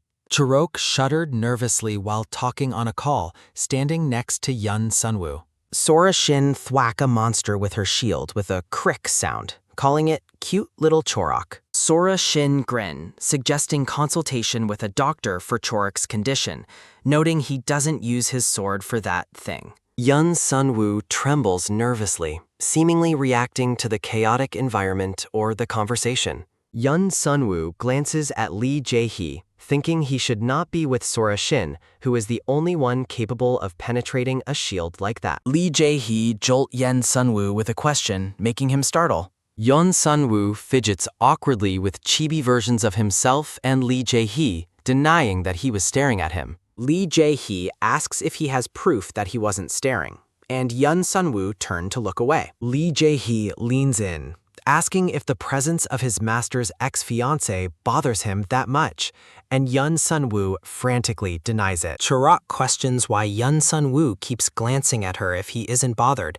and Yeon Sunwoo denies it, telling Chorak to stop making things up. Yeon Sunwoo smiles weakly, attempting to dispel the tension. Lee Jae-hee asks if he is sure about his denial. 3 quick dings sound, warning that the master's mood has declined and affection has dropped by -1 repeatedly. Yeon Sunwoo drops to his knees with a horrified "Urk," eyes wide, struggling with the sudden emotional pain. Sora Shin and Chorak look on as Lee Jae-hee kneels, holding the now flushed and panicking Yen Sunwoo, asking what is going on. Lee Jae-hee lifts Yeon Sunwoo over his shoulder, saying, "It's nothing," as a flustered Yeon Sunwoo gasps, "Kag." Lee Jae-hee explains that Yeon Sunwoo is a slow runner and carrying him is a favor because he cannot match their speed. Yeon Sunwoo hangs upside down over Lee Jae-hee's shoulder, confirming he is afflicted with a status effect. A confused Sora Shin watches as Yeon Sunwoo curses, "You son of a," while being carried away. The group walks toward the cave-like dungeon entrance surrounded by trees and rocks. Sora Shin is shocked that Lee Jae-hee brought Yeon Sunwoo back into the dangerous dungeon, and Lee Jae-hee holds him over his shoulder. Hana tells the man in the dark cloak that she has been trying to say they should have left Yeon Sunwoo outside the gate.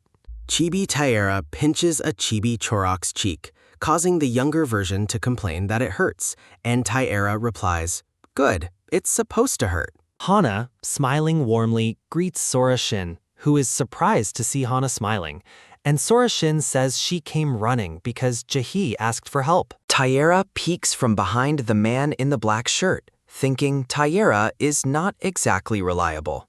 Hana tells Sora Shin that Taera is a good healer but has no muscle, as Taera swiped the back of the man's head. Sora Shin, laughing, asks if anyone taught the hunter to say hi, while Taera looks offended. Taera greets Sora and calls her pretty, then boldly asks her to join his guild. Yeon Sunwoo is bent over, thinking Taera looks so on edge in Sora Shin's presence. A pyramid diagram shows the hierarchy of the characters.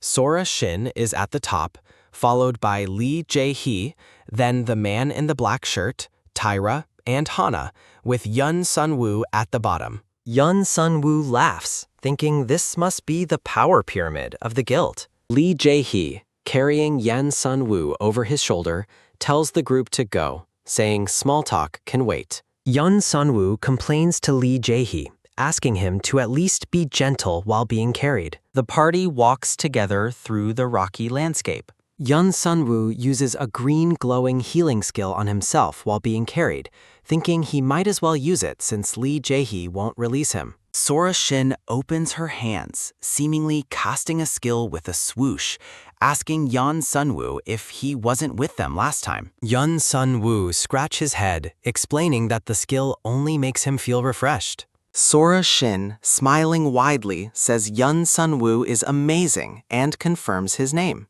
Sora Shin grabs his hands, excitedly asking him to join her guild. Lee Jae-hee turned his body, pulling Yeon Sunwoo closer, and warns Sora Shin that he is already in his guild. Sora Shin smirks, asking if Lee Jae-hee is giving his support special treatment. Sora Shin questions why Lee Jae-hee didn't speak up when she asked Chorak and Taera to join, and Lee Jae-hee says Yeon Sunwoo is different, prompting Sora to ask how. Lee Jae-hee glances down at Yeon Sunwoo, who glares with an angry mark, and says Yeon Sunwoo has no loyalty and would switch sides instantly. Yeon Sunwoo looks up, shocked, as a blue notification is reflected in his eyes, confirming his low status effect. Lee Jae-hee swung Yeon Sunwoo onto his shoulder and asks if he heard Sora Shin's proposal, but Yeon Sunwoo, asks what she wants. Lee Jaehwi smiles knowingly in a close-up, surrounded by floating yellow flowers.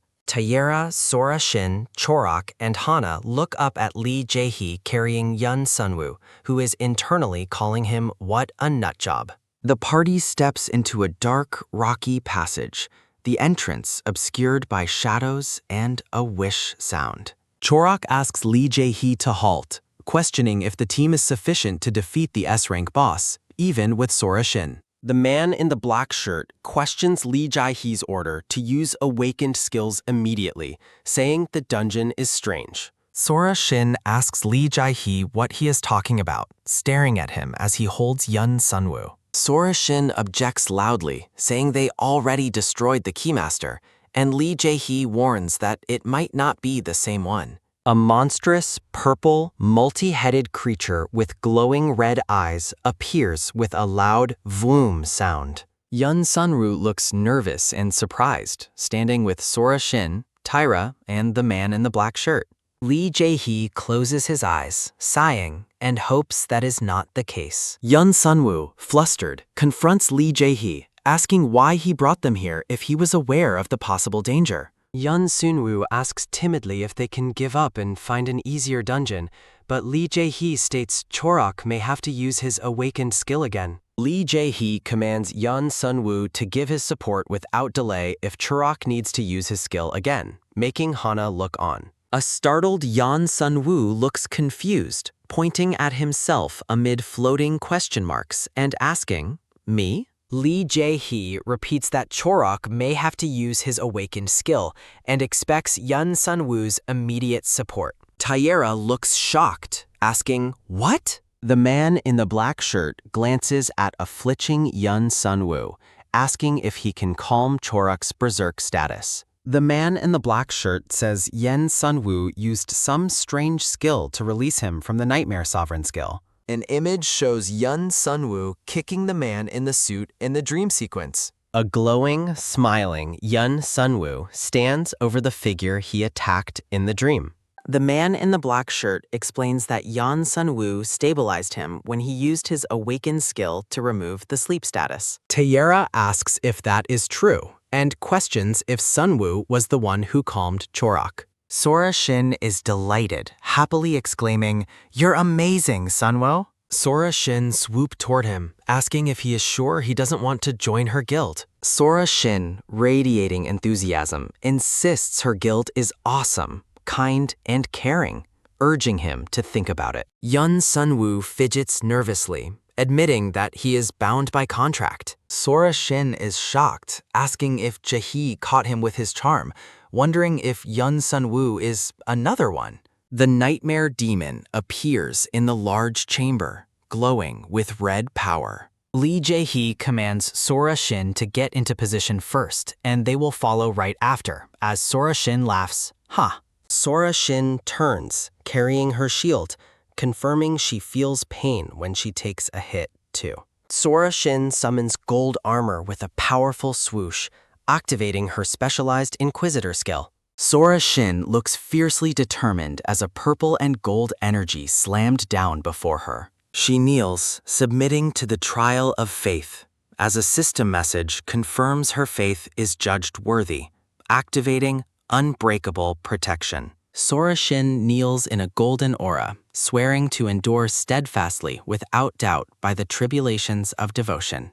The paladin armor glows as Sora Shin is urged to stand firm and be bold. The nightmare demon thwoom and attacks, warning that no one shall rival its might and all blades will turn against the wielder. Lee Jaehwi zoomed forward, activating his self-sacrifice awakened skill and commanding himself to face his adversaries without falter. System notifications state Nightmare's attacks will be directed at Sora Shin, and it activates its Nightmare-born Scream skill. The golden shield repels the red energy attack with a thram. The golden light flares, repelling the scream, which dissipates against the unbreakable protection with an irk sound. Lee Jaehwi leap forward, activating his secret technique, Empyrean Blade, ready to strike. Lee Jaehwi stabs the demon with his sword, causing a red crack. He thrust his sword further into the demon, which cries Kra.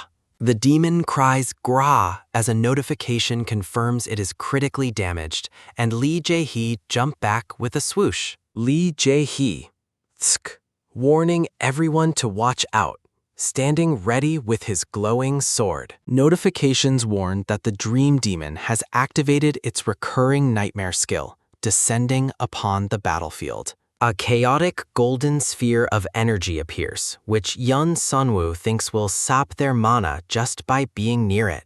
A monstrous dun sounds as the party sees their mana levels instantly halved. Seonwoo nervously asks Tyra if he thinks they are going to lose. Lee Jaehwi swings Seonwoo back around, asking if he heard Sora Shin's guild offer, and a dizzy Seonwoo, asks what. Lee Jaehwi looks down with a charming smile, surrounded by golden flowers. The party watches them, Seonwoo internally calling Lee Jaehwi what a nutjob. The mood shifts abruptly to a dark, cold atmosphere with a whish sound entering the dungeon. Chorak asks Lee Jaehwi to halt, questioning if this team is enough to take down the S-rank boss, even with Sora Shin. The man in the black shirt questions the wisdom of using awakened skills immediately, saying the dungeon is strange. Sora Shin asks Lee Jaehwi what he is talking about. Sora Shin points out they already destroyed the Keymaster, and Lee Jaehwi warns it might not be the same one. A monstrous, purple, multi-headed creature with glowing red eyes appears with a loud vroom sound. Seonwoo looks concerned, standing with the rest of the party. Lee Jaehwi closes his eyes, hoping that is not the case. Seonwoo angrily asks why Lee Jaehwi brought them here if he knew the possible danger. Seonwoo nervously asks if they can quit and find an easier dungeon, and Lee Jaehwi mentions Chorak may need his awakened skill again. Lee Jaehwi tells Seonwoo he expects his support without delay if Chorak needs to use his awakened skill. Seonwoo points to himself, shocked, surrounded by question marks, asking, "Me?" Lee Jaehwi repeats the command for Seonwoo's immediate support for Chorak's awakened skill. Tyra looks flustered, asking, "What?" Chorak glances at a fleeting Seonwoo, asking if he can calm Chorak's berserk status. Chorak says Seonwoo used a strange skill and released him from the Nightmare Sovereign skill. An image shows Seonwoo kicking the man in the suit in the dream sequence. A glowing, smiling Seonwoo stands over the figure he attacked in the dream. Chorak explains that Seonwoo stabilized him when he used his awakened skill to remove the sleep status. Tyra asks if Chorak is telling the truth and if Seonwoo was the one who calmed him down. Sora Shin is amazed, happily exclaiming, "You're amazing, Seonwoo!" Sora Shin swooped toward him, asking if he is sure he doesn't want to join her guild. Sora Shin, radiating enthusiasm, insists her guild is awesome, kind, and caring, urging him to think about it. Seonwoo fidgets nervously, admitting that he is bound by contract. Sora Shin is shocked, asking if Jaehwi caught him with his charm, wondering if Seonwoo is another one. The nightmare demon appears in the large chamber, glowing with red power. Lee Jaehwi commands Sora Shin to get into position first, and they will follow right after, as Sora Shin laughs, "Ha." Sora Shin turns, carrying her shield, confirming she feels pain when she takes a hit, too. Sora Shin summons gold armor with a powerful swoosh, activating her specialized Inquisitor skill. Sora Shin looks fiercely determined as a purple and gold energy slams down before her. She kneels, submitting to the trial of faith, as a system message confirms her faith is judged worthy, activating unbreakable protection. Sora Shin kneels in a golden aura, swearing to endure steadfastly without doubt by the tribulations of devotion. The paladin armor glows as Sora Shin is urged to stand firm and be bold. The nightmare demon thwoom and attacks, warning that no one shall rival its might and all blades will turn against the wielder. Lee Jaehwi zoomed forward, activating his self-sacrifice awaken skill and commanding himself to face his adversaries without falter. System notifications state Nightmare's attacks will be directed at Sora Shin, and it activates its Nightmare-born Scream skill. The golden shield repels the red energy attack with a thram. The golden light flares, repelling the scream, which dissipates against the unbreakable protection with an irk sound. Lee Jaehwi leap forward, activating his secret technique, Empyrean Blade, ready to strike. Lee Jaehwi stabs the demon with his sword, causing a red crack. He thrust his sword further into the demon, which cries, Kra. The demon cries Gra as a notification confirms it is critically damaged, and Lee Jaehwi jump back with a swoosh. Lee Jaehwi, tsk, warning everyone to watch out, standing ready with his glowing sword. Notifications warn that the dream demon has activated its recurring nightmare skill, descending upon the battlefield. A chaotic golden sphere of energy appears, which Yeon Sunwoo thinks will sap their mana just by being near it. A monstrous dun sounds as the party sees their mana levels instantly halved.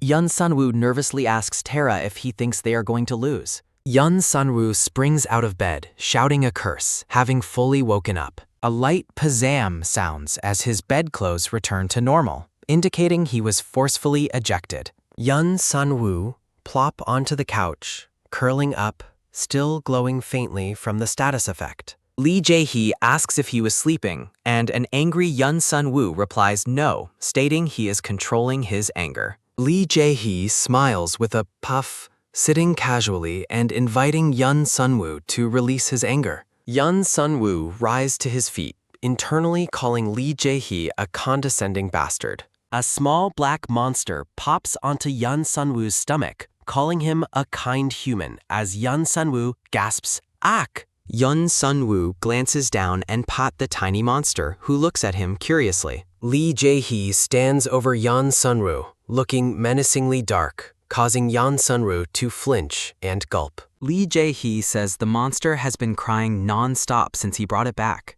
Yeon Sunwoo holds the small monster, asking if Lee Jaehwi's story is true, and the monster calls him a kind human. Lee Jaehwi nods, agreeing with Yeon Sunwoo's assessment, saying the monster is a lot to take.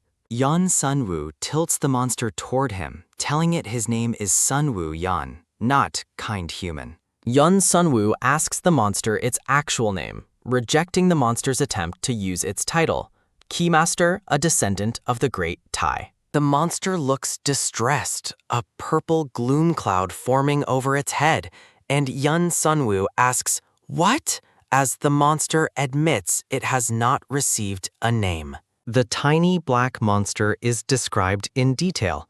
Black, tiny, and carrying a bundle around its neck. Yeon Sunwoo laughs, declaring he will call the monster Bundles, who questions the new name. The now-named Bundles sparkle and gleam with delight at being given a name. Yeon Sunwoo says the name is just a placeholder and he will come up with something proper later. Lee Jaehwi, sitting, asks Yeon Sunwoo who if he is giving a monster a name. Yeon Sunwoo asks if Lee Jaehwi has a better idea since they cannot keep calling it Keymaster, and Lee Jaehwi snarks they should slap an ID collar on it too. Bundles leaps with a swoosh, happily agreeing, prompting Yeon Sunwoo to stop the motion with a hand. A chibi Bundles is completely overcome with joy, cheering and jumping.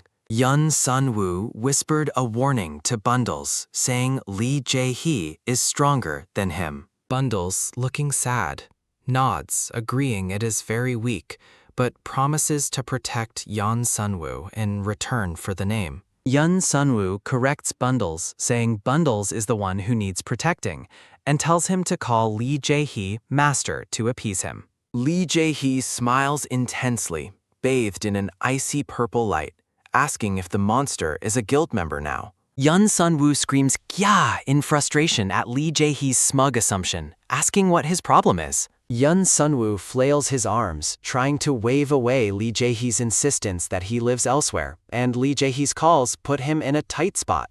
Bundles glances at Lee Jaehwi, asking Yeon Sunwoo not to leave him alone with the scary man, and Yeon Sunwoo admits he's scared too. Lee Jaehee sits, arms crossed, smiling smugly. Yun Sunwoo looks glumly at his own status screen, realizing he is truly inside the game world. He thinks about requesting data related to dungeons, outbreaks, or other dimensions to find a way home.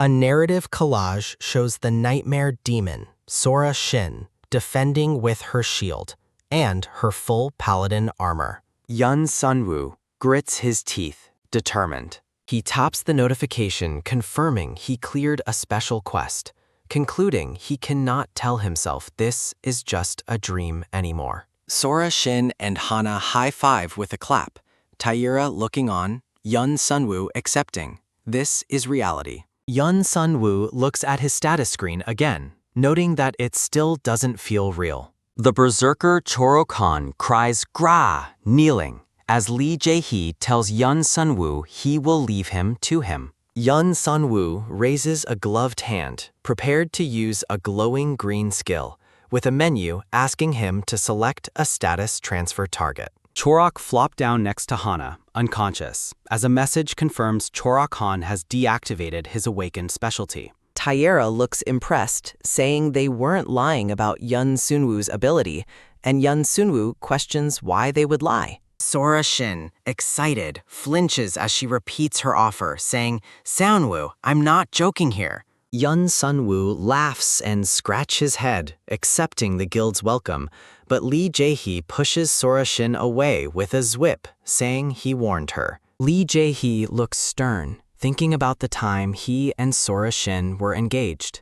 Sora Shin angrily yells at Jaehee, asking if he forgot that time she went as far as to become his fiancé to help him out. Yun Sunwoo looks uncomfortable as Sora Shin asks if he forgot she helped Lee Jaehee become the head of the alliance. Lee Jaehee dismisses the argument, saying it's a mutual deal that is over, while Sora Shin and Taira look irritated, and the man in the black shirt shakes his head. Lee Jaehee smiles smugly, stating he pulled strings, so it will be handled soon, before internally calling Sora Shin, "You puny." The group stands in the dungeon, looking up as a dark red energy surges, proclaiming, "Insolent humans!" A warning announces a formidable concealed force, seething with fury, and the Keymaster makes a temporary appearance. Yun Sunwoo asks, "Huh?"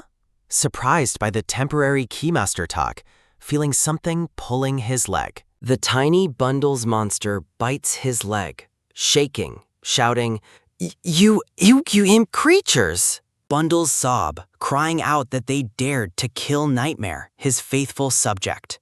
Yun Sunwoo shouts, "Wah, you villains!" asking what the heck the tiny thing is. Lee Jaehee draws his sword, ordering Yun Sunwoo not to move an inch. Lee Jaehee points his glowing sword at Bundles, who cries, "Eek!" And Yun Sunwoo thinks the hunter is more terrifying than the small monster. Bundles latches onto Yun Sunwoo's shoulder, defiantly stating he is a descendant of Typhon and will not succumb to fear. Yun Sunwoo is exasperated, saying the monster already seems to have succumbed to fear as Bundles tugs at his shirt.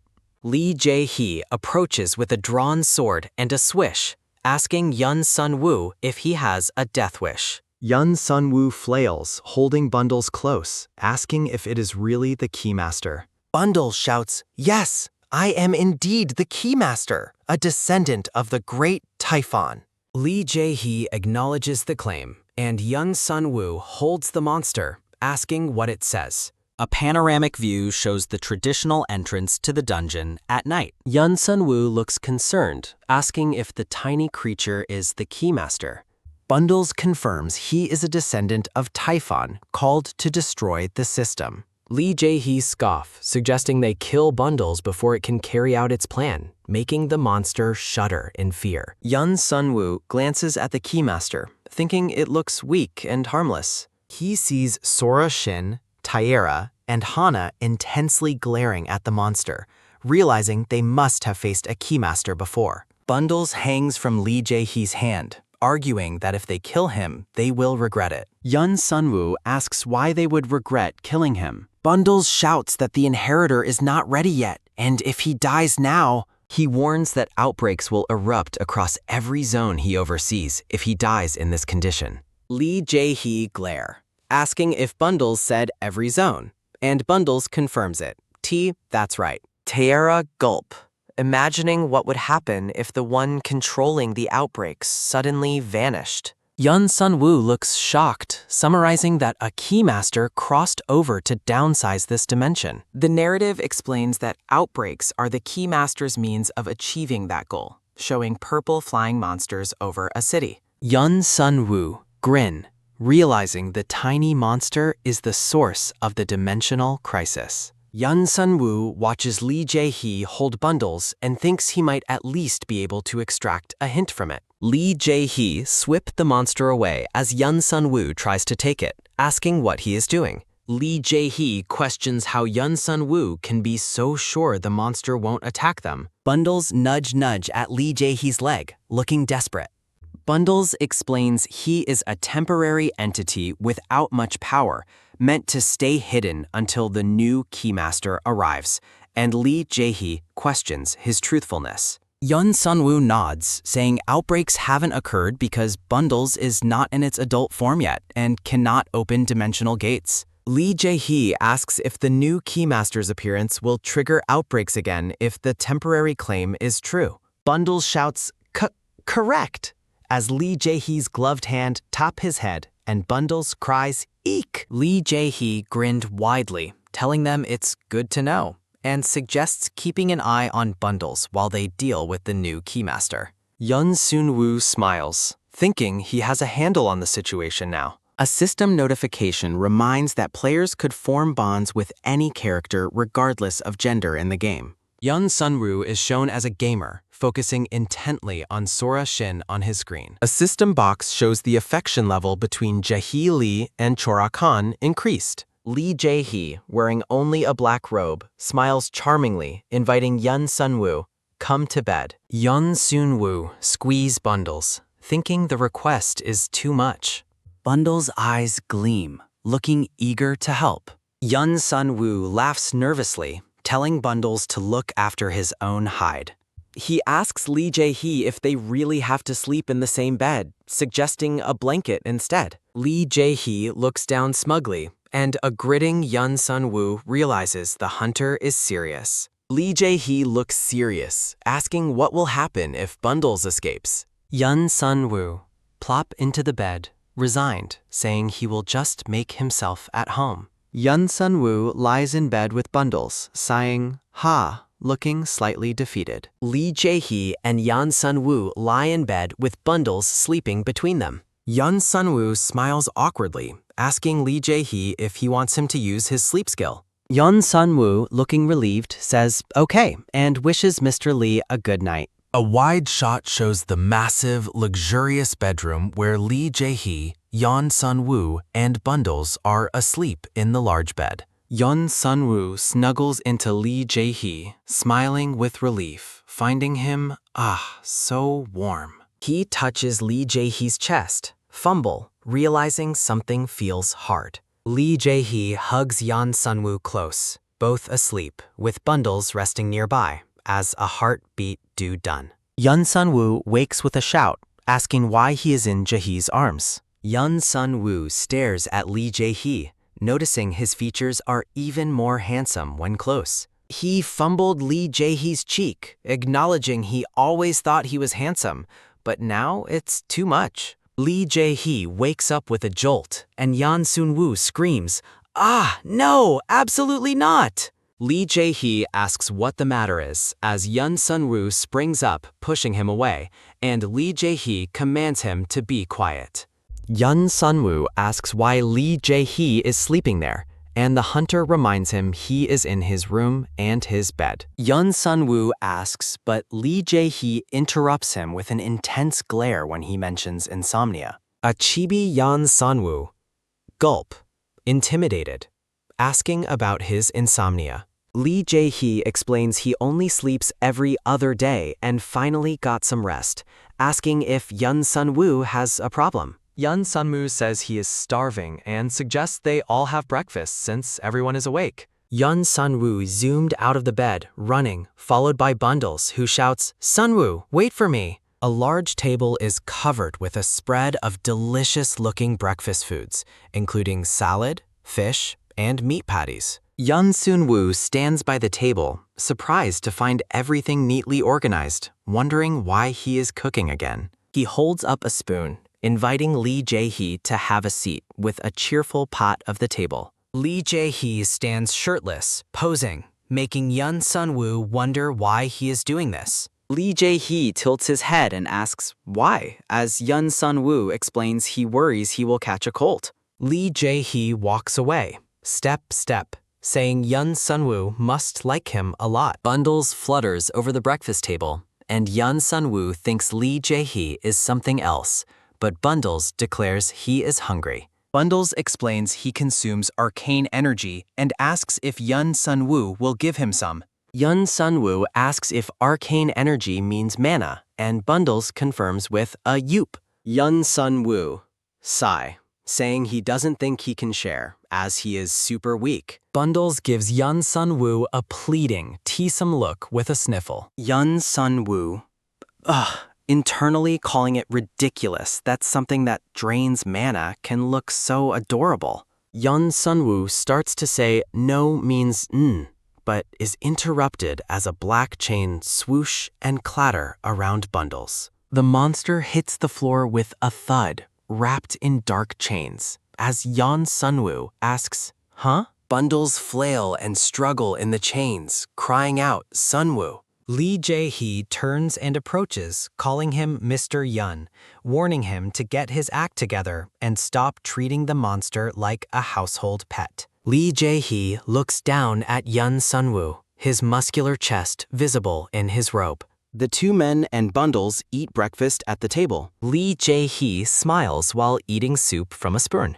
Yun Sunwoo thinks Lee Jaehwi is so unpredictable. Yun Sunwoo jump up holding Bundles, saying he must have been scared. Yun Sunwoo asks Bundles if he wants breakfast since he said he was hungry. Bundles pat Yun Sunwoo's hand and says he already ate some mana from Mr. Jaehwi's skill. Lee Jaehwi drinks water, thinking that he did a complete 180, sharing his mana with the monster. Yun Sunwoo looks surprised, holding a piece of meat as Bundles calls out his name. Bundles eats a piece of meat, declaring, "This is delicious." Yun Sunwoo halts Bundles, telling him to have as many pieces as he wants. Bundles nom on the meat, as Yun Sunwoo asks if he wants more. Lee Jaehwi crosses his arms, looking stern, thinking he is going to nag Yun Sunwoo again. Yun Sunwoo asks who he should return the protective gear to, and Lee Jaehwi tells him to hang on to them. Yun Sunwoo points to a glowing orb item, questioning the strange collector's orb he received.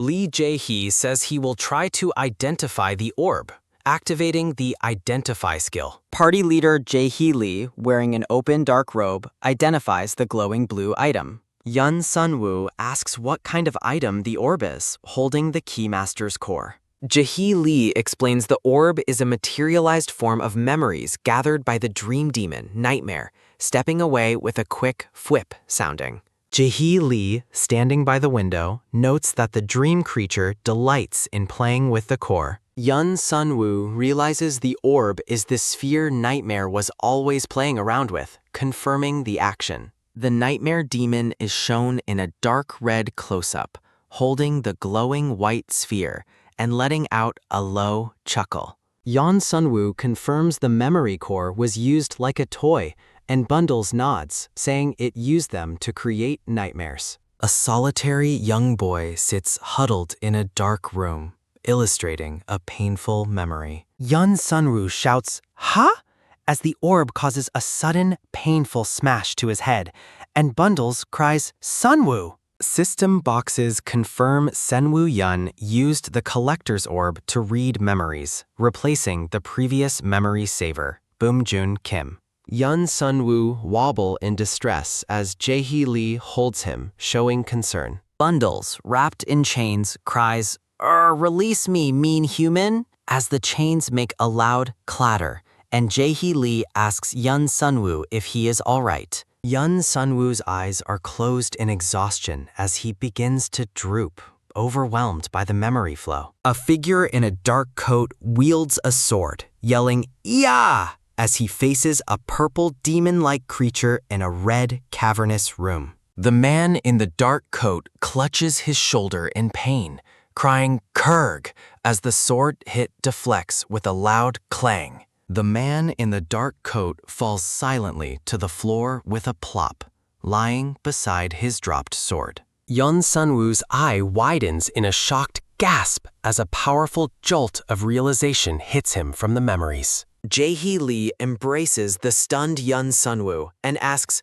"Huh? What just happened?" while a glowing green orb sits nearby. Jaehwi Lee, sitting on the floor, holds a chain leading to a struggling black bundles, as Yun Sunwoo angrily shouts, "What did you do?" Yun Sunwoo, held by Jaehwi Lee, recovers slightly, mentioning that Bundles is right. Jaehwi Lee replies that he was shocked because someone's memory momentarily flowed through him, but he is not hurt, then gives the chain a slight toss. Yun Sunwoo and Jaehwi Lee look at the newly generated green orb, as Jaehwi Lee explains it is the materialized form of Sunwoo's memories. Yun Sunwoo reaches down with a grab to hold the memory orb while sitting on the floor. Bundles, still in chains, happily explains that the orb can be used to read memories, and it collects all the user's memories until death. Yun Sunwoo holds the orb, asking if this thing gathers his memories. Overlaying text explains that the collector's orb can only be stored in the inventory upon initial acquisition, and that the attempt failed. Yun Sunwoo stares at his glowing blue inventory screen, asking Jaehwi Lee, "What the heck is this? And what is wrong?" He explains that the message says he can only put the orb in his inventory at the moment of initial acquisition. Yun Sunwoo points at the inventory screen, confirming that is why the item won't go in now, so Jaehwi Lee asks him to hand it over for safe storage. Yun Sunwoo smiles widely and emphatically refuses Jaehwi Lee's request with a whip, saying those are his memories and asking if Jaehwi Lee hears himself. 4 red warning notifications stack up, confirming the master's mood has declined and affection dropped by -1 repeatedly. Jaehwi Lee smiles widely and contentedly, closing his eyes, enjoying the negative status effects result. Yun Sunwoo groans, and collapses to his knees with a plop, distressed by the affection drop. Jaehwi Lee leans close to the distressed Yun Sunwoo and insists it would be best to leave the orb with him for safety. Yun Sunwoo rejects the offer, arguing it would be worse to give the orb to Jaehwi Lee, and declares he will take it home to secure it. In a chibi-style exchange, Jaehwi Lee questions the point of keeping the orb in an empty house. Yun Sunwoo protests, and Jaehwi Lee reveals Yun Sunwoo will be living with him soon, shocking Yun Sunwoo. Jaehwi Lee smiles, asking Yun Sunwoo if he was seriously thinking of going home after giving Bundles an adorable name, while Bundles looks excited. Multiple red warnings flash, confirming the master's mood has declined and affection has dropped to -5, removing the melancholy status but applying the aroused status effect. Jaehwi Lee leans closer, smiling, and asks Yun Sunwoo if he truly doesn't want to live there with him. Yun Sunwoo looks nervous and laughs with shuddering anticipation and distress. Jaehwi Lee stares intently at Yun Sunwoo, who is seated and holding the orb. Yun Sunwoo tries to respond, sweating as he realizes that living with Jaehwi Lee might not make his life ease. 4 rapid dings sound, announcing the master's mood has declined further, and the affection status has dropped to -5. Activating the melancholy status effect while disabling some skills. Yun Sunwoo wobbles with distress, feeling the immediate effect, and nearly lets the orb slip from his hand. Yun Sunwoo sits flopped on the floor, calling Jaehwi Lee a devil for the continuous emotional torment. Jaehwi Lee repeats his question, asking if Yun Sunwoo truly doesn't want to live there, as Yun Sunwoo tries to respond. Yun Sunwoo exhales, sweating, wondering, what happens if he just says no?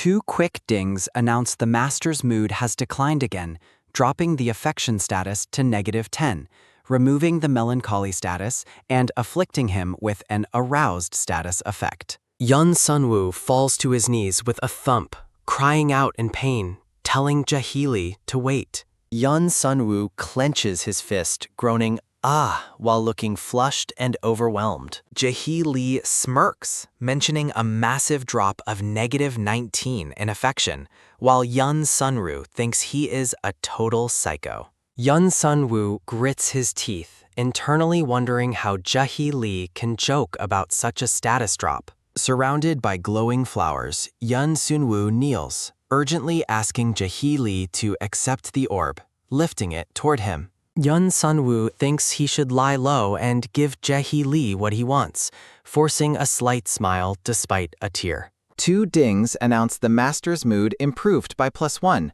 but warns the aroused status is removed and the melancholy status effect has returned. Yun Sunwoo kneels, holding the orb, and questions out loud if the affection only went up by 1, despite his massive effort. Jaehwi smiles and accepts the orb with a grab, declaring Yun Sunwoo made a wise choice, and states this is now his home. Yun Sunwoo leans over, touching the floor, whispering, "Jaehwi," in frustration. Yun Sunwoo is slumped on the floor in distress as Jaehwi stands, holding the orb and looking at his status screen, internally thinking he hates this asshole. At a large conference table, 4 hunters gather, one stating that reports have surfaced about monsters appearing in Muledong. Yun Sunwoo holds the black monster bundles as Taera, the man in the light shirt, shouts angrily if he is seriously going to raise that Keymaster thing, while Bundles demands to be called by his name. Bundles yells, "Yes!" and points at Taera, demanding the pink human acknowledge his name. Taera sighs, accepting the name Bundles, and asks about its origins. Jaehwi appears as a chibi head and explains that the name was suggested by Mr. Yan, causing the man holding Bundles to turn and ask Jaehwi if he is out of his mind for naming the creature. Yun Sunwoo, looking shocked, shouts at the man in the light shirt, asking what is wrong with him, and arguing that his guildmaster made him look after Bundles, so he had to name him. The man in the dark suit, sitting at the table, asks why one would name a monster, questioning if Yun Sunwoo is trying to make friends with it. Yun Sunwoo challenges the man in the dark suit by saying, "What if I am?"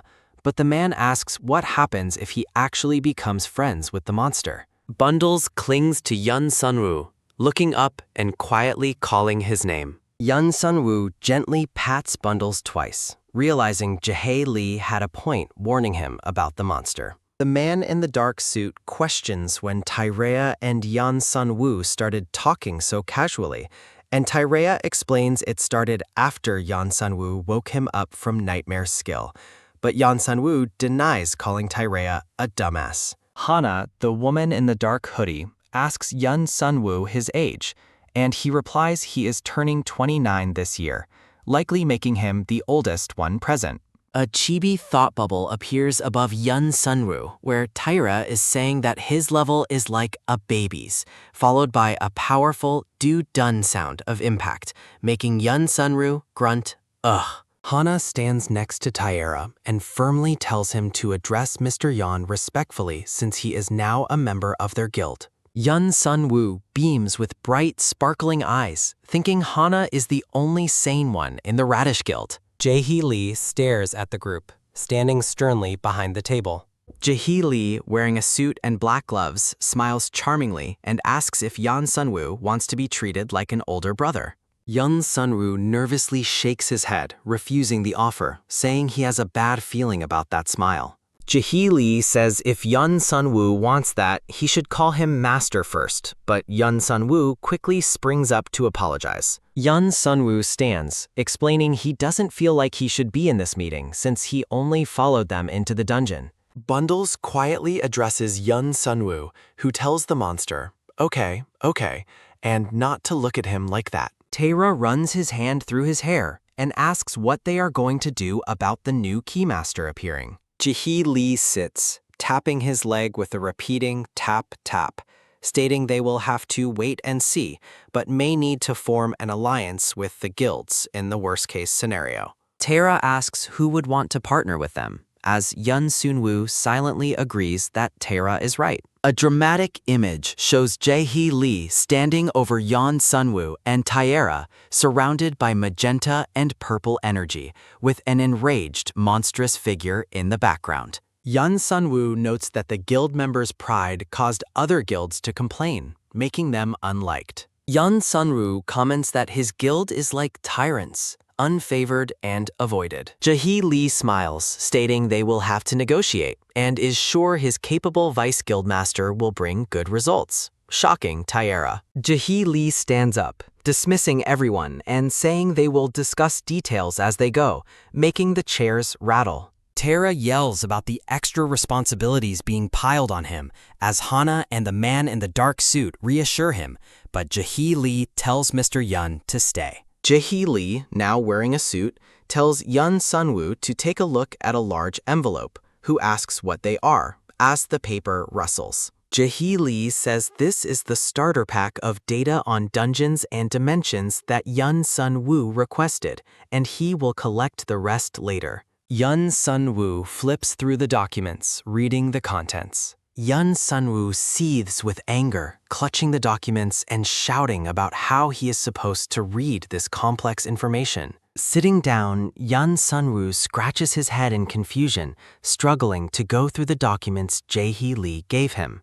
Seonwoo stares at the math, asking if the trident-like symbol is the wave function, admitting he only learned up to the quadratic function. Seonwoo, holding the papers, stares blankly, overwhelmed by the data. He shakes the papers in distress, asking why everyone is so quiet about this information. Seonwoo hands the dungeon and gate theory papers back, saying it is all too difficult to understand, and Jaehwi Lee says it's just a theory built on cases reported in other countries. Seonwoo flips the document page, asking about another theory. The text confirms that quantum physics and the Friedman equations are prerequisites to understanding multiverse theory, showing dense equations on the page. A chibi Seonwoo looks overwhelmed, surrounded by question marks and math, asking, "Fried what now?" Jaehwi Lee stands with crossed arms, noting he thought Seonwoo knew about the data when he requested it, and Seonwoo says he will try to learn it now. Seonwoo, overwhelmed by the documents, falls onto the desk with a loud flop. Lying down, Seonwoo reflects that this situation is worse than he thought.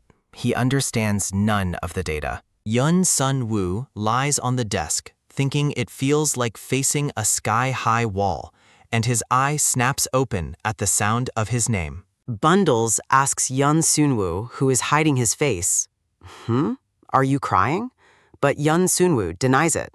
Bundles holds a small phone and offers to look up the terms for Seonwoo, who pats the monster's head twice, thanking him for the nice offer. Seonwoo sits back in his chair, saying he needs a break, but telling Bundles to be strong. Seonwoo, sitting at the desk, asks Bundles what he means by squishy, and the monster explains it heard in a game chat that marksman characters are squishy with fast HP drops. Bundles furiously types on the computer with quick tap-click-tap sounds, while Seonwoo looks stressed and yells for the monster to quit playing games already. Bundles lets out a slight humph and chooses to ignore Seonwoo, who threatens to put a password lock on the computer in the study if he keeps playing. Bundles looks utterly shocked, holding the phone, and with a quick FWIP sound, cries out that Seonwoo has no right, as the computer belongs to Mr. Jaehwi. Seonwoo yells at Bundles for acting smart, pinching the monster who cries in pain as it flails, making Seonwoo feel like he is raising a kid. Seonwoo looks up with a jolt of surprise, holding the struggling Bundles, having been interrupted. Bundles, still holding the phone, is pulled by someone out of Seonwoo's arms, looking happy. Seonwoo looks startled, shouting that the person doesn't know how to knock and scared him. The man in the dark suit holds his glasses and responds with a slight tap, as he says he isn't here to see Mr. Lee. The man in the dark suit shoves a container toward Yun Sunwoo, commanding him to eat, surprising Yun Sunwoo, who asks if it is for him. Yun Sunwoo holds bundles, who asks Yun Sunwoo what the items are, and Yun Sunwoo says he has every reason to doubt. Yun Sunwoo looks at the delicious fruit sandwiches, noting, "These are..." A hand holds a phone displaying social media with a picture of the fruit sandwiches, as someone asks Yun Sunwoo what he is looking at. Yun Sunwoo looks pleased, holding bundles, and explains these are croissants that reportedly taste really good, making Bundles say he wants to try them too. Yun Sunwoo holds the snack and a shopping bag, looking concerned, wondering how Chorok knew about this food. The man in the dark suit smiles, covering his mouth with a slight PFFT, and states, "I see." Yun Sunwoo asks the man in the dark suit what that gesture was, holding the food container. Yun Sunwoo holds the food as he greets Hana, the woman in the black vest, who is working at her computer, and she replies, "Oh, Dr. Yun." Yun Sunwoo smiles, holding the bag, and asks Hana if he can join her for a minute, and she happily invites him in. Yun Sunwoo sits and laughs with Hana and 2 other staff members, sharing the snacks on a small wooden tray. Yun Sunwoo explains with a happy expression that Chorok got the snacks for him, but they were too much to eat alone, so he brought them to share. The staff members look shocked and ask, "Say what now?" as Yun Sunwoo asks if he said something wrong. One male staff member looks delighted, holding a snack and saying, "Whoa," wondering if he should treasure the food bought by Chorok Han forever, while thinking Chorok was so stingy normally. Yun Sunwoo laughs and thinks that treasuring the food is a good idea. A chibi staff member eats a snack and expresses jealousy toward Yun Sunwoo because Chorok buys him snacks like this. Taera, the man in the suit, tells Yun Sunwoo he is totally open with him, and everyone else is close with Guildmaster Lee, making him look different. Yun Sunwoo waves his hand, denying closeness with Jaehwi Lee, saying it only looks that way because he is his support, but the staff member says the vibe is totally different and everyone must envy him. The female staff member says Jaehwi Lee appears in ads and TV shows, making him feel like a celebrity when spotted in the lobby, and nods in affirmation. Taera raves about how handsome Hunter Baek is, while another staff member agrees, saying his jaw dropped once, and wishes he could live with that face. The female staff member hands Yun Sunwoo a napkin, saying Hunter Baek's face left her speechless last time, and Yun Sunwoo says thank you, agreeing that if looks could kill, he'd be dead. Yun Sunwoo wipes his mouth with a napkin, noting that Jaehwi Lee is definitely making the most of all the romance gossip swirling around him monthly. The female staff member sitting at the table says she thought Jaehwi Lee would take it easy after the thing with Hunter Shin, but people are already gossiping about his supposedly new relationship. Yun Sunwoo looks surprised and asks, "What? Really?" The staff member reveals that Jaehwi Lee is dating a guy this time, which is supposedly the first time he's gone out with a man, and Yun Sunwoo asks, "A guy?" The female staff member questions if Jaehwi Lee called off his wedding because of his boyfriend, followed by a moment of silence among the staff. A new woman with long hair and a vest swings into the room, announcing big news to the group. Yun Sunwoo and the shocked staff members look up as the new woman approaches. Outside the building, a crowd of reporters chatters and murmurs surrounding the entrance. Yun Sunwoo sits down, looking at the scene outside, and a staff member says it sure looks like it. Yun Sunwoo glances at the bustling crowd outside, thinking what a mess it is, and asks if this is really that big of a scoop. The staff members discuss the rumors, asking if the person dating Guildmaster Lee is an actor, and Yun Sunwoo asks, "An actor?" A pale man with stylish clothes and a somber expression holds a phone in front of a sparkling background. The pale man looks at his phone while staff members whisper, realizing he must have seen himself on television. Yun Sunwoo looks shocked and asks, "Huh?" upon hearing the pale man's comment. A man in a dark suit and the pale man are shown walking with confident steps, as Yun Sunwoo thinks they must be here to escort Yoon. The pale man, identified as Yoon Kim, sits calmly, and Taera thinks this must be a perk of being an actor. A man in a black suit takes heavy steps toward the group, making Yun Sun-woo wonder why he is coming this way. The staff member in the black vest asks the approaching man what he is doing there, making Yun Sun-woo flinch next to her. The man in the black suit stands with arms crossed, staring intently. The staff member in the black vest asks if the man cannot tell, thinking he is too confident for someone slacking off during work hours. The staff member laughs, stating the break hasn't ended yet, but Hana and another staff member are frozen in shock, realizing Guildmaster Lee is coming and they need to get back to work. Yun Sun-woo points, asking if the approaching man is coming to see Yoon Kim. Taeyera stands crossed, while the man in the dark suit sits, deep in thought. Yun Sun-woo looks alarmed, asking the man in the dark suit to wait and slow down, but the man says he is going to the office, of course. The man in the dark suit walks past the turnstile where the pale man and Taeyera stand, making Yun Sun-woo think he is about to see something interesting. Yun Sun-woo clutches the man in the dark suit's arm, asking what? Yun Sun-woo panics, asking about Bundles, who is in the office and shouldn't be seen, while the monster happily munches on a fruit sandwich. The man in the dark suit looks Yun Sun-woo in the eye and nods in realization. The man in the dark suit runs with a loud dash, followed by Yun Sun-woo, who gives chase with a fast zoom. In chibi style, the man in the dark suit slams the office door shut, both he and Yun Sun-woo huffing heavily.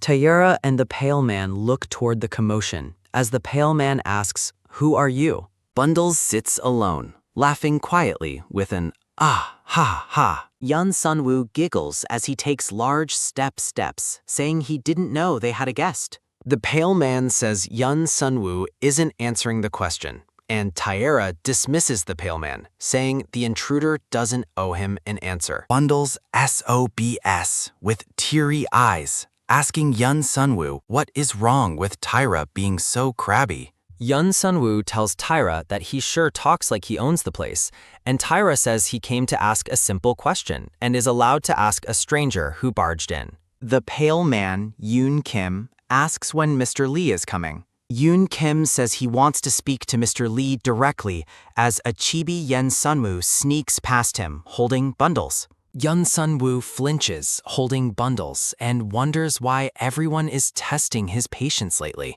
asking if Yoon Kim is talking about him. Taeyera looks icy, saying it's so tiring to play nice, and that is not him. Yun Sun-woo gulps, thinking he had better get out of here. Yun Sun-woo smiles, explaining he's giving them space for an important discussion as he leaves, the door making a creak sound. Yun Sun-woo rushes out of the room, holding Bundles close. Yun Sun-woo points a finger at Bundles and tells the monster to shh, keeping quiet so others cannot find out about him. Yun Sun-woo looks concerned, asking Bundles if he didn't get caught after being startled by the stranger who walked in and made him freeze. Yun Sun-woo pats Bundles twice, telling him good job, and says they should wait here quietly for a bit, promising it won't be long. Bundles, looking content, is given a warm hug by Yun Sun-woo and agrees with okay. Yun Sun-woo says he's just guessing that Yoon Kim is somehow related to Jaehwi,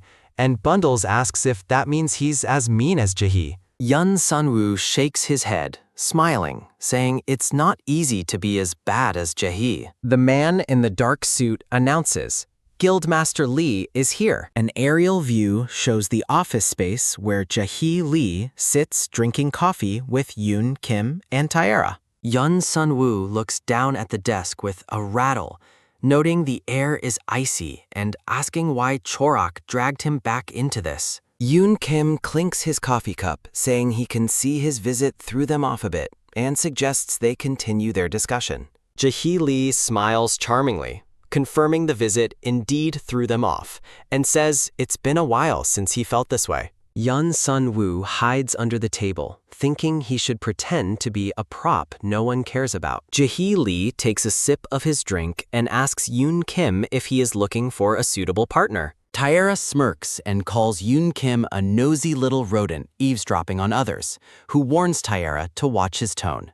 Jaehwi Lee calmly tells Yoon Kim that he should be watching his tone, stating they weren't the ones who barged in unannounced. Yoon Sun-woo covers his face with a paper, silently asking Chirok why he dragged him here again. The conversation becomes tense as a character grits his teeth. Yoon Kim smiles and tells Jaehwi Lee that he is here to make an offer, and Jaehwi Lee will find no better partner than him. Jaehwi Lee, with a slight smirk, says that's pretty funny because the suitable partner discussed with Yoon Kim's CEO wasn't him. Jaehwi Lee smiles darkly, saying he is playing in a league well above Yoon Kim's. A promotional image shows 3 handsome men outside celebrating the new year. Jaehwi Lee repeats his assertion of being in a league far above Yoon Kim. The office falls silent as the 4 men sit, contemplating Jaehwi Lee's statement. Yoon Sun-woo peeks over the documents he is holding, listening to the discussion. Yoon Kim smiles, saying if Jaehwi Lee helps him, he should be able to reach Jaehwi Lee's level in no time. Jaehwi Lee, resting his chin on his gloved hand, asks Yoon Kim if he thinks he's running a charity business. Yoon Kim looks down sadly, reminding Jaehwi Lee that he was here to make an offer. Jaehwi Lee asks if whipping up false rumors and dragging journalists is Yoon Kim's way of making an offer, wearing a smug expression. Jaehwi Lee commands the man in the dark suit to escort Yoon Kim through the back door since he can't leave through the front, and the man in the dark suit nods, agreeing to the command. Yoon Kim, defeated, clenches his fists tightly on his knees under the table. Yoon Kim looks up, his expression strained, as he begins to shake and tremble. Jaehwi Lee and Yoon Sun-woo, with Bundles on his shoulder, take measured steps, and Bundles asks, "Sun-woo, are we going home now?" Yoon Sun-woo holds his bag close, thinking he followed Jaehwi Lee because he said he was going home. Jaehwi Lee looks down, and Yoon Sun-woo thinks the situation is so uncomfortable. Jaehwi Lee gives a stare toward Yoon Sun-woo, standing close to him. Yoon Sun-woo turns and asks Jaehwi Lee why he is staring at him like that. Jaehwi Lee smiles and asks Yoon Sun-woo if the croissants are good, while Bundles affirms they taste amazing. Yoon Sun-woo rummages through his bag twice, asking if Jaehwi Lee was staring because he wanted one, as he has some for him too. Yoon Sun-woo smiles, holding out a container with a quick FWIP, saying, "Here you go." Jaehwi Lee stares intensely and asks if Yoon Sun-woo dislikes green tea flavor, offering another option. Jaehwi Lee reaches out with his gloved hand and takes the green tea croissant, saying, "I'll take it." Jaehwi Lee holds the croissant container, and Yoon Sun-woo asks what the earlier ambiguous comment was supposed to mean. Yoon Sun-woo says Jaehwi Lee's answer of nothing makes the situation even more suspicious. Jaehwi Lee glances at Yoon Sun-woo as they wait for the elevator, Yoon Sun-woo wearing a backpack and holding a bag. Yoon Sun-woo looks concerned, thinking silently to himself. Jaehwi Lee leans toward Yoon Sun-woo, asking if the pale man, Yoon Kim, bothers him. Jaehwi Lee looks intensely at Yoon Sun-woo, asking again if that man from earlier bothers him. Yoon Sun-woo looks startled and asks, "Me? No." Jaehwi Lee looks down, asking what the look on Yoon Sun-woo's face means, but then dismisses the question. Yoon Sun-woo scratches his cheek, thinking he just wants to go home quickly. Yoon Sun-woo looks shocked, asking, "What the?" Jaehwi Lee, surrounded by the crowd, confirms they have to walk through the bustle and chatter as the car is parked behind the crowd. Yoon Sun-woo nods nervously, saying, "Okay, let's go." A reporter, surrounded by cameras flashing with a snap, shouts, asking Guildmaster Lee if it's true his new flame is a man and an actor. Jaehwi Lee TSKs and navigates the crowd as cameras click, with Yoon Sun-woo asking them to make way. Bundles, hidden in Yoon Sun-woo's chest, cries, "Save me," as Yoon Sun-woo worries if Bundles is okay. Reporters shout at Jaehwi Lee, asking if the rumors about his new love interest being a hunter from his own guild are true, and if this is why he called off his wedding. Jaehwi Lee stumbles, leaning forward into the crowd, and Yeon Sunwoo cries out, "Ack!" Yeon Sunwoo closes his eyes with a shut as a gloved hand grabs his shoulder tightly. Jaehwi Lee asks Yeon Sunwoo if he is all right, and Yeon Sunwoo, flinching, says he almost fell down. Jaehwi Lee glares at the reporters while holding Yeon Sunwoo, stating he finds it disrespectful to bring up Hunter Shin in his personal matters. A reporter jolts, asking with a smirk if the new love interest truly has nothing to do with Hunter Shay. Jaehwi Lee looks icy and protective while holding Yeon Sunwoo close to him. Yeon Sunwoo holds his backpack and tells Bundles to just hold on a bit longer. A reporter's phone with a quick FWIP motion is held up, asking if the person behind Jaehwi Lee is the new man and if they are in a relationship. Yeon Sunwoo peeks over Jaehwi Lee's shoulder, shouting, "Are you crazy? What makes you think we're together?" Internally calling it a pain. A black-gloved hand gently taps Yeon Sunwoo's head, making him look up in surprise and ask what Jaehwi Lee is doing. Reporters lean in close, one shouting, "Tell us, Guildmaster Lee, is he your—" Jaehwi Lee gives Yeon Sunwoo a warm hug, stating that this man is just an ordinary person and a hunter from the Radish Guild, and his status is a burden to him. Jaehwi Lee holds Yeon Sunwoo close, telling the reporters to stop pestering him since he is not used to the work, as flashes and a click sound accompany the scene. Yeon Sunwoo is held tightly by Jaehwi Lee, internally wondering, has he lost his damn mind? Jaehwi Lee's gloved hand slips around Yeon Sunwoo's neck, and he whispers for him to play along unless he wants to tank his affection in front of everyone. Yeon Sunwoo gasps in shock as he is held in the intense position. Jaehwi Lee looks down, stating his apologies, but they will take their leave now, followed by a loud click sound. Jaehwi Lee grips Yeon Sunwoo tightly, walking away as cameras click, and Yeon Sunwoo internally screams that this guy is absolutely insane. A news report states that Guildmaster Jaehwi Lee's candid remark about an ordinary person and a Radish Guild member is fueling buzz. A promotional image shows 3 men smoking outside, celebrating the new year. Yeon Sunwoo lies on his desk with a bandaged head, sighing PSSH, internally wishing the male romance scandal wasn't real. Jaehwi Lee scolds softly, sitting at his desk, writing. Tyra lies on the couch, saying they have to make a public statement as soon as possible. Yeon Sunwoo lifts his head, asking Tyra if he will explain that the rumors are untrue, but Tyra says, maybe. Yeon Sunwoo pulls Tyra toward him aggressively, smiling widely, saying Tyra and Jaehwi Lee are pure devils. Tyra quickly rises from the couch, asking Yeon Sunwoo about the sudden formality. Yeon Sunwoo asks if Tyra is a member of the Radish Guild, saying he should surely write an article to debunk the rumor if he wants to protect his precious guild member. Tyra replies he hates the rumor, but Yeon Sunwoo's partner is Jaehwi Lee. Then Yeon Sunwoo begins to speak, and a ding sounds, confirming the master's mood has declined. Yeon Sunwoo looks concerned, asking why the mood declined again, wondering if Jaehwi Lee is unhappy with the scandal. 2 dings sound, one warning of mood decline and one confirming the melancholy status remains active. Jaehwi leans back with a slight smile, prompting Yeon Sunwoo to shout, "Oh, come on!" Jaehwi Lee suddenly bangs his fist down, demanding his master cut it out because he is already frustrated and being driven crazy. Jaehwi Lee tells the yelling Yeon Sunwoo to calm down, who internally shouts that it's easier said than done.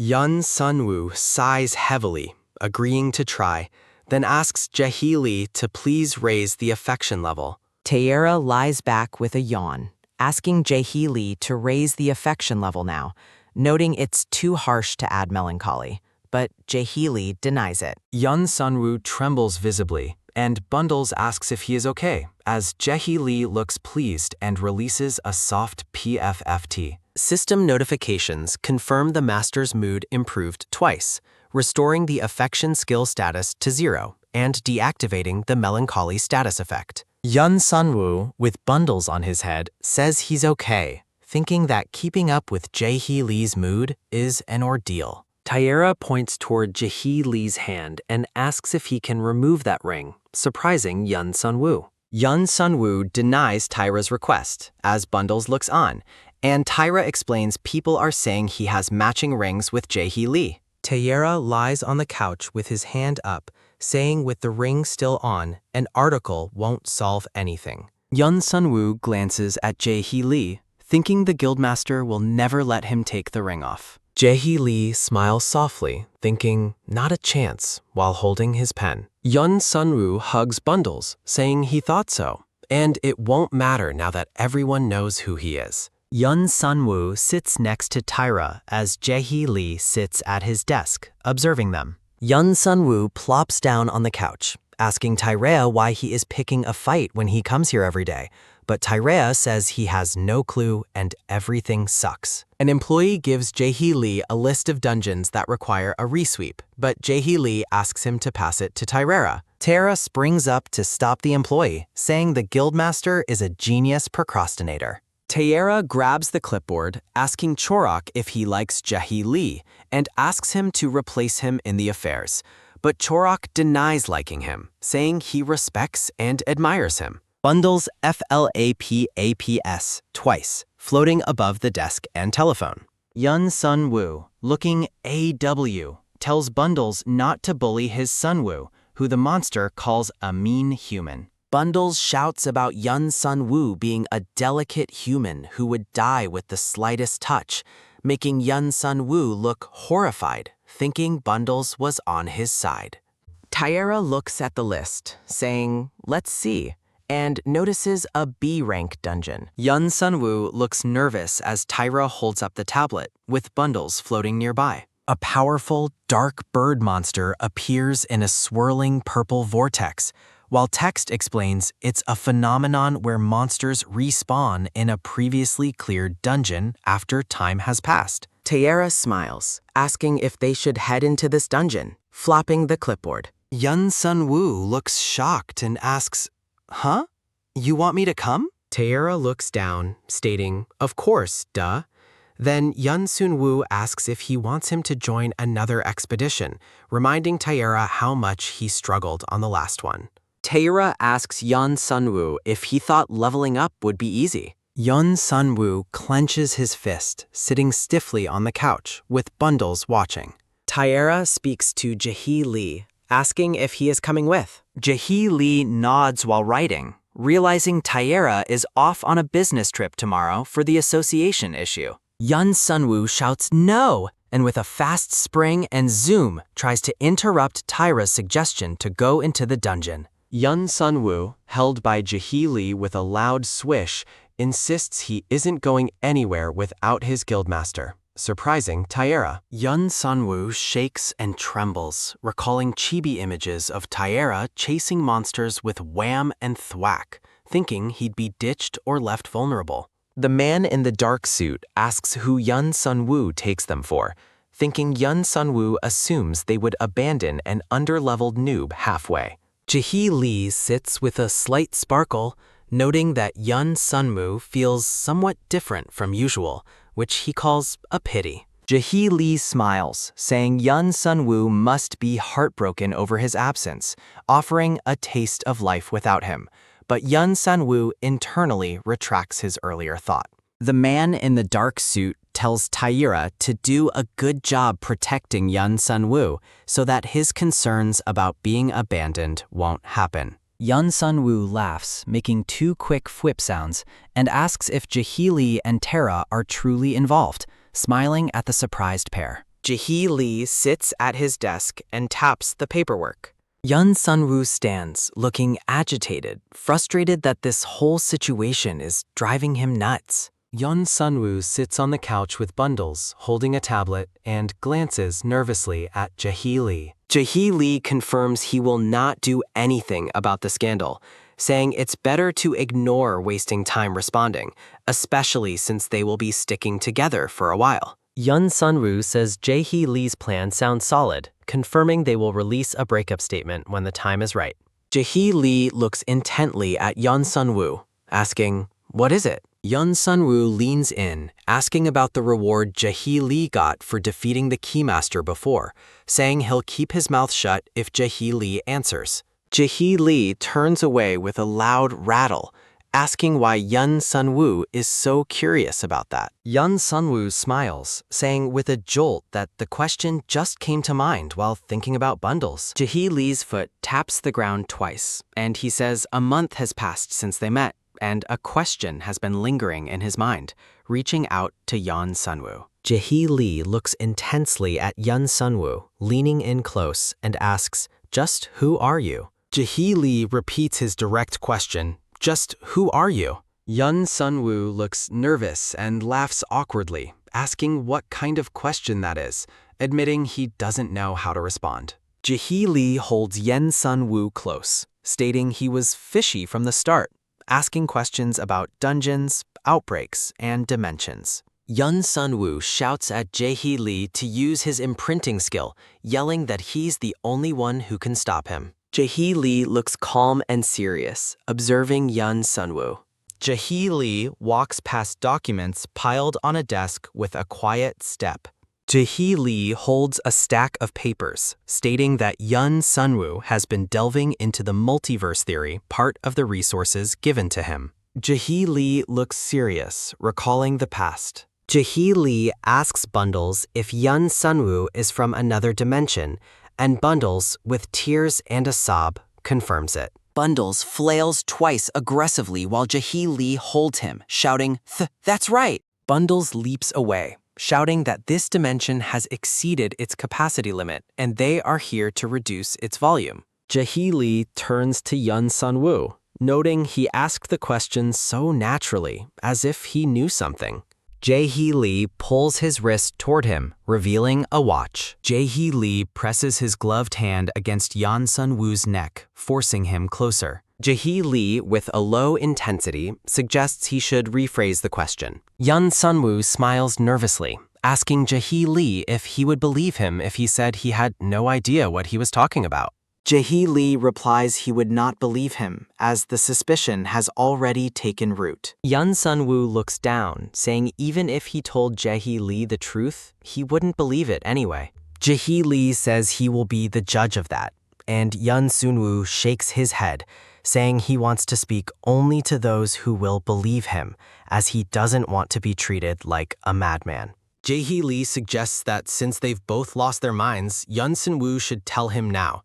Then Yun Sunwoo plops onto the sofa. Yun Sunwoo clenches his jaw, confronting the stern Jaehwi Lee. Yun Sunwoo reveals that he was transferred from another dimension. Yun Sunwoo explains that in his world, this world was a setting inside a game. Jaehwi Lee sits back in his chair, leaning his face into his hand, absorbing the information. Jaehwi Lee confirms he knows Yun Sunwoo is the regressor who has regressed multiple times. Yun Sunwoo looks at Jaehwi Lee, saying he has also been meaning to tell him something. Yun Sunwoo tells Jaehwi Lee he no longer needs to regress because the moment he defeated the Keymaster, his story reached its endpoint. Jaehwi Lee leans forward, listening to Yun Sunwoo intently. Jaehwi Lee is shown in a close-up, looking at Yun Sunwoo. An external shot shows the tall, modern building at night. Yun Sunwoo lies on a bed in the bedroom Jaehwi Lee gave him, surrounded by papers.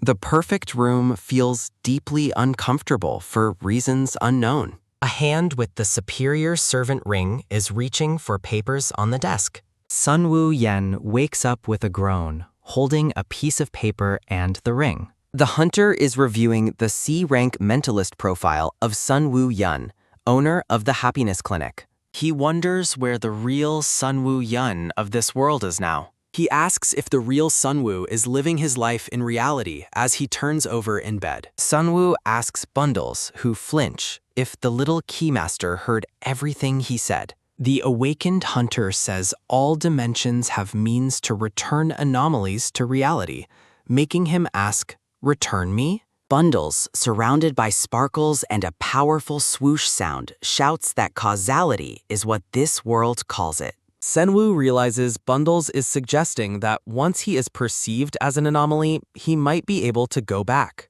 The tiny monster asks what one must do to be recognized as an anomaly, to which Seonwoo replies he doesn't know. Seonwoo asks Bundles whose side he is on, Lee Jae-hee's or his, and the Keymaster enthusiastically replies, "Your side, of course." The awakened man says they are on the same side, and Bundles must never forget that. Bundles laughs, agreeing that he is on Seonwoo's side, and gives him a quick hug, confirming the decision. Lee Jae-hee, fresh from the shower with a towel around his neck, calls Taeyera and asks for a favor. Lee Jae-hee sits and asks Taeyera to go on his business trip for the Guild Alliance negotiation in his stead. Taeyera, sitting on a couch, asks why he can't go in person to tell them the outbreaks might return. Lee Jae-hee stands up from the bed, asking if this is because of Seonwoo, and asks what is going on between the two of them. The hunter looks strained,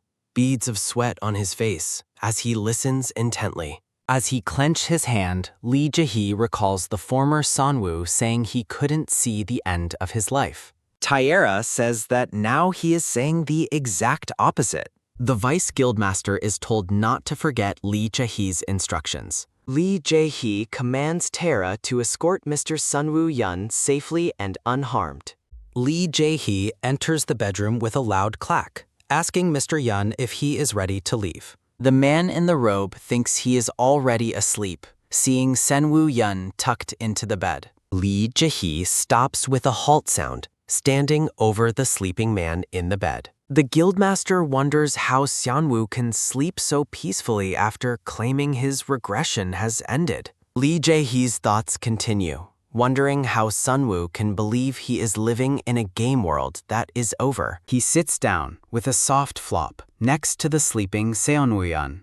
The dark-haired hunter stares intently at a fixed point in the dark, speckled room. Lee Jae-hee is seen falling away from the earth into a dark abyss. A massive sploosh sound is heard as hands reach into the water, seemingly searching for something. Water flows from the hands with a loud slosh sound, cascading downward. Lee Jae-hee looks down with a slight, knowing smirk, standing near a window at night. A black car speeds through the city with a loud vroom, passing a hospital sign under the bright, cloudy sky. The man in the black jacket holds his phone, which is shaking. Taeyera is seen talking on the phone with a surprised expression. The man in the black jacket asks if Taeyera sent information for this article, which claims the Radish Guild Guildmaster officially confirms his romance with a fellow guild member. Taeyera smiles widely, commenting that the writing is juicy and he hopes the man likes it, with a soft hee-hee. The man in the black jacket yells in anger, asking if Taeyera is serious, who tells him to chill and not let every little thing bother him. The man in the black jacket leans over with a sigh, realizing he now has a boyfriend. He cries, wondering what he did to deserve this, while Taeyera tells him to stop being dramatic and get out of the car. The car stops with a loud screech, and the man in the trench coat asks if they are not the only ones going in, and Taeyera replies, "Everyone is already here." A massive purple-hued door, resembling something from a horror movie, stands alone against the dark background. The man in the trench coat comments that the door looks like something from a horror movie, while Taeyera stands beside him. 3 hunters step across the dry, dusty, weed-covered ground. A strong, booming door opening sound is heard from the ornate, purple-glowing gate. The man in the trench coat cries out, saying he can't believe he's back here again. He hopes the monsters aren't insects this time, and then asks himself, Jung-ho-koo, the hunter in the black cap, flinched and looks away from the man in the trench coat. The hunter in the black cap gives a slight flinch while someone turns nearby, asking who he is. The muscular man in the black shirt takes a step forward, startling Yeon Sun-woo, who cries, "Ah!" Yun Sun-woo laughs nervously, saying he was just wondering who the hunter was, and Tyra acknowledges the comment. The hunter in the black cap gives a low bow, hiding his face, revealing neck tattoos. Yun Sun-woo looks concerned, wondering why the hunter stared at him like that. He wonders if the tattooed hunter is acquainted with the Sunwoo Yan of this world. The muscular hunter taps Yan Sun-woo's shoulder and tells him to let's get going now. The muscular hunter and Taera grab Yun Sun-woo, who asks what has gotten into them. Taera insists they are acting normal, asking why Yen Sun-woo is so clingy, while the muscular hunter sweats. Taera smiles widely, asking where the muscular hunter's manners are. The muscular hunter looks at Yun Sun-woo, thinking they are the same age. Yun Sun-woo smiles brightly in a grassy field, seemingly ready for an adventure. The trio looks forward, and Yun Sun-woo looks surprised, asking, "Huh? What? Wait." The muscular hunter blocks Yun Sun-woo's mouth, saying, "Oof," and "Mr. Yum, we're not," then suggests they head in since Dongmei is here. The muscular hunter forces Yun Sun-woo forward with a flail, who cries, "Oomph," asking to be allowed to speak. The tattooed hunter looks stoic beneath a cloudy sky and trees. Water drips from the cave roof with a plop plip, and the muscular hunter tells Yun Sun-woo to watch his step. Yun Sun-woo clenches his jaw, crying, "Ark, I'm falling," as his boot twips on the slippery ground. The muscular hunter snatches Yun Sun-woo's arm, while Taera grabs his other hand. Yun Sun-woo thanks them, and Tyria calls him clumsy, noting he told him to be careful moments ago. Yun Sun-woo looks down, thinking, but then... The two hunters drag Yun Sun-woo forward, making him wonder why they are acting so overprotective.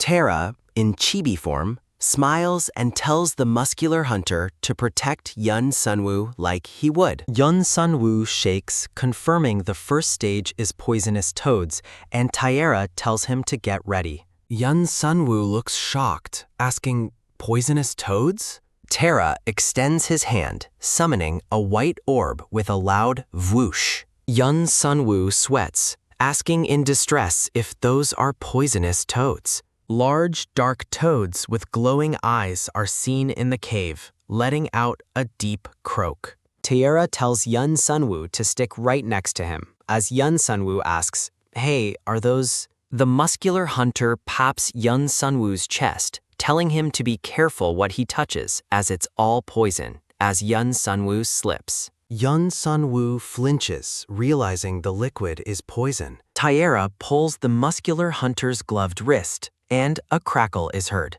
Poisonous green liquid sizzles on the ground as the muscular hunter pulls Taera away from the acid. Yun Sun-woo shudders, internally noting they are called poisonous toads for a reason. Taera, with a quick FW, tells Yen Sun-woo not to do anything rash, asking if he's sure this is only a B-rank dungeon. Taera lifts his hand, saying, aside from the poison, it's a cakewalk. A system message confirms party leader Taera Bake activated Healer's Protection, surrounded by a glowing blue shield, as poison drips from above with a zwoosh. The blue shield pushes back the toxic liquid with a loud FSS sound. Yun Sun-woo looks concerned, thinking he can see why Taera is cocky all the time. Party member Choro Khan activates Straight Slash with a mighty zwash, striking a poisonous monster. Yun Sun-woo smiles with closed eyes, realizing Choruk is outside, and turns around. Yun Sun-woo glances back, noting Choruk is outside, and the hunter is behind him. The three hunters stand within the blue shield, wondering where Mr. Yum went. The muscular hunter tells the hunter in glasses to go for the monster's weak point under its mouth, and he will take care of the rest. The hunter in glasses leaps high toward a monstrous toad. Taera chuckles, telling Yun Sun-woo to look out for himself, as Yun Sun-woo looks surprised. System information confirms party member Dongmei Yum activated Shadow Step, increasing his movement speed in the shadow zone. A strong blast hits the ground with a spwo, and a man swishes away from a monster. The man stabs his weapon into the ground in a stylish downward strike. Yun Sun-woo gasps, thinking the mysterious hunter is an A-rank hunter for a reason. The hunter in the jacket, wearing safety goggles, hunches over a monster carcass with a squelch, thinking someone is out of his mind, while a caption below notes the activity is collecting materials for poison work on the horn and heart. The hunter in the jacket, still wearing his goggles, smiles confidently as he explains that collecting materials is why he joined this expedition.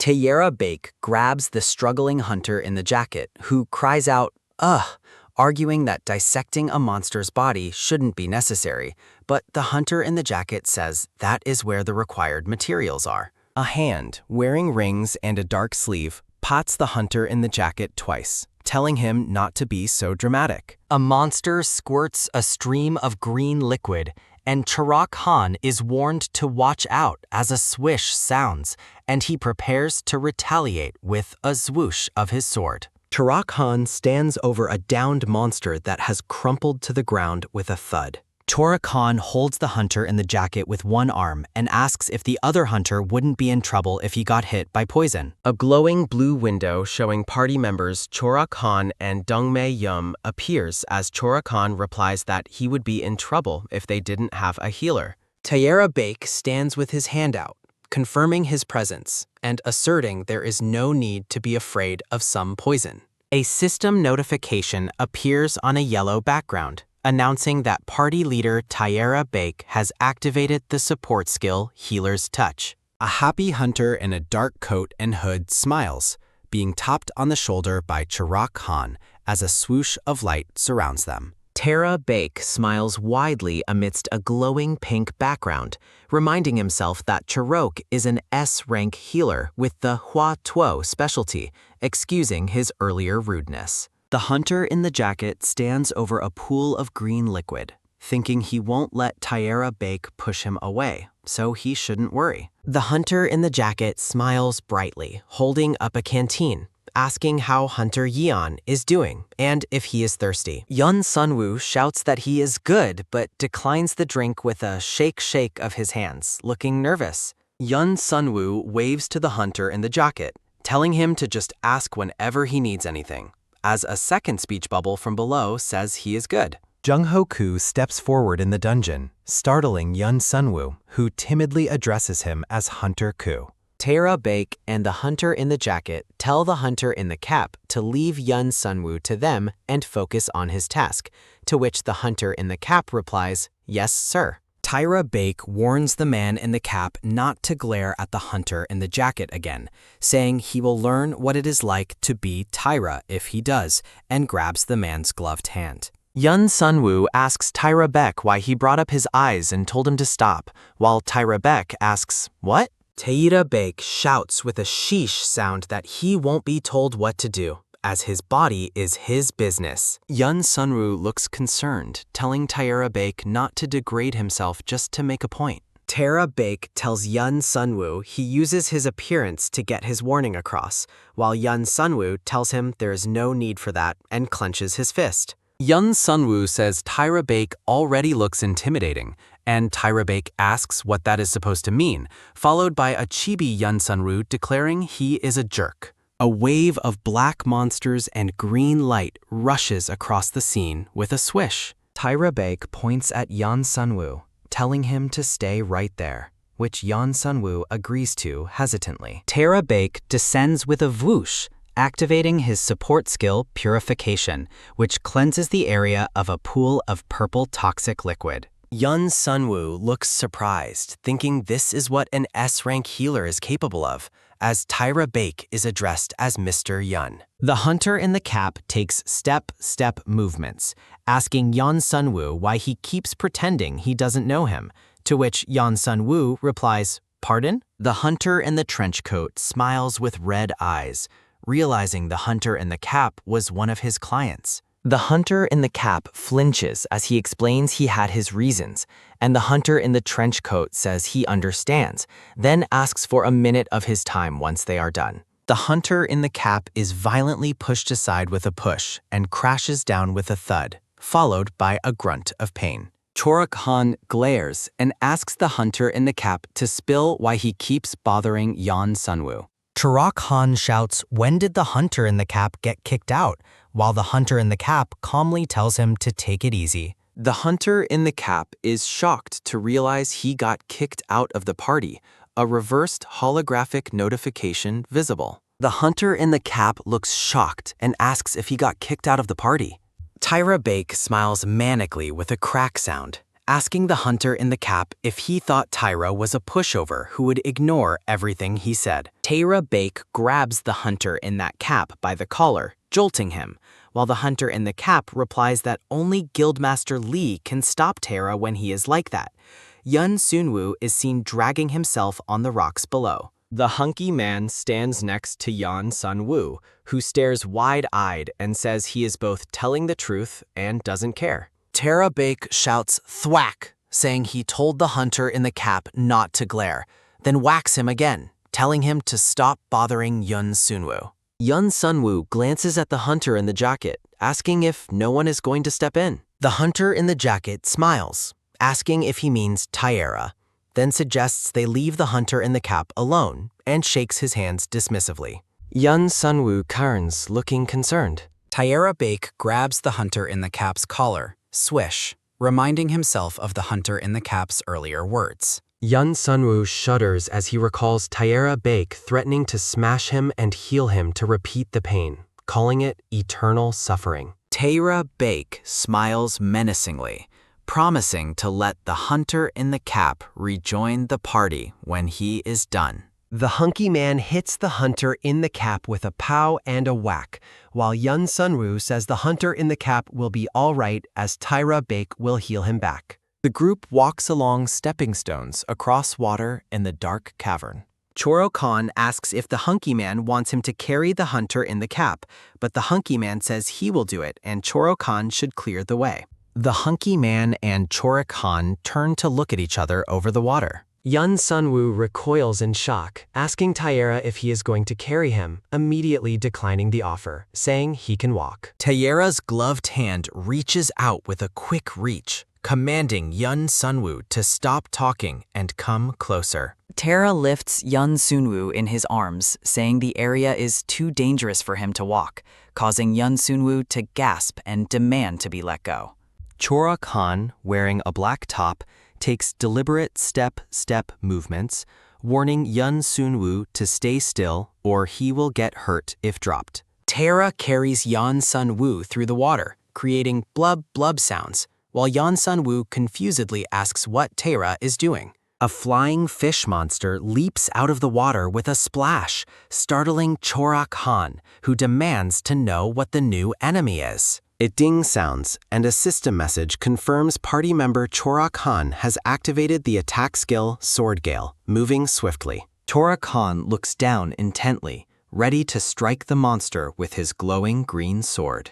Chorak-han strikes multiple aquatic monsters, generating a slash and zwash as he attacks. Chorak-han stands ready as defeated fish monsters splash into the water with a plop and splash. System messages stack up, confirming party member Chorak-han has defeated a red, black, and blue Physalimous. Yeon Sunwoo, being carried, warns Chorak-han to watch out because the monster scales are valuable and hard to come by. Choro-kan, in the middle of his attack with a loud slash, explains he cannot be precise when he is clearing the way. A flash of light surrounds a hand, and a system message confirms party member Dongmei Yum has activated the attack skill Flying Knives. A large blue and red monster is struck by a knife with a plick-plick sound. The red and blue monster and a yellow monster are pierced with a plick, and Yeon Sunwoo says to aim for the stomach. Yeon Sunwoo smiles, holding up his glowing hand, and a chibi thought bubble shows skewered fish, comparing Dongmei Yum's attack to making skewered fish. Yeon Sunwoo, now on the ground, runs past Tyra, who strides forward with a plop and plosh to collect the fallen monster materials. A large yellow monster appears with a poosh, causing Tyra to clutch Yeon Sunwoo and cry out in alarm.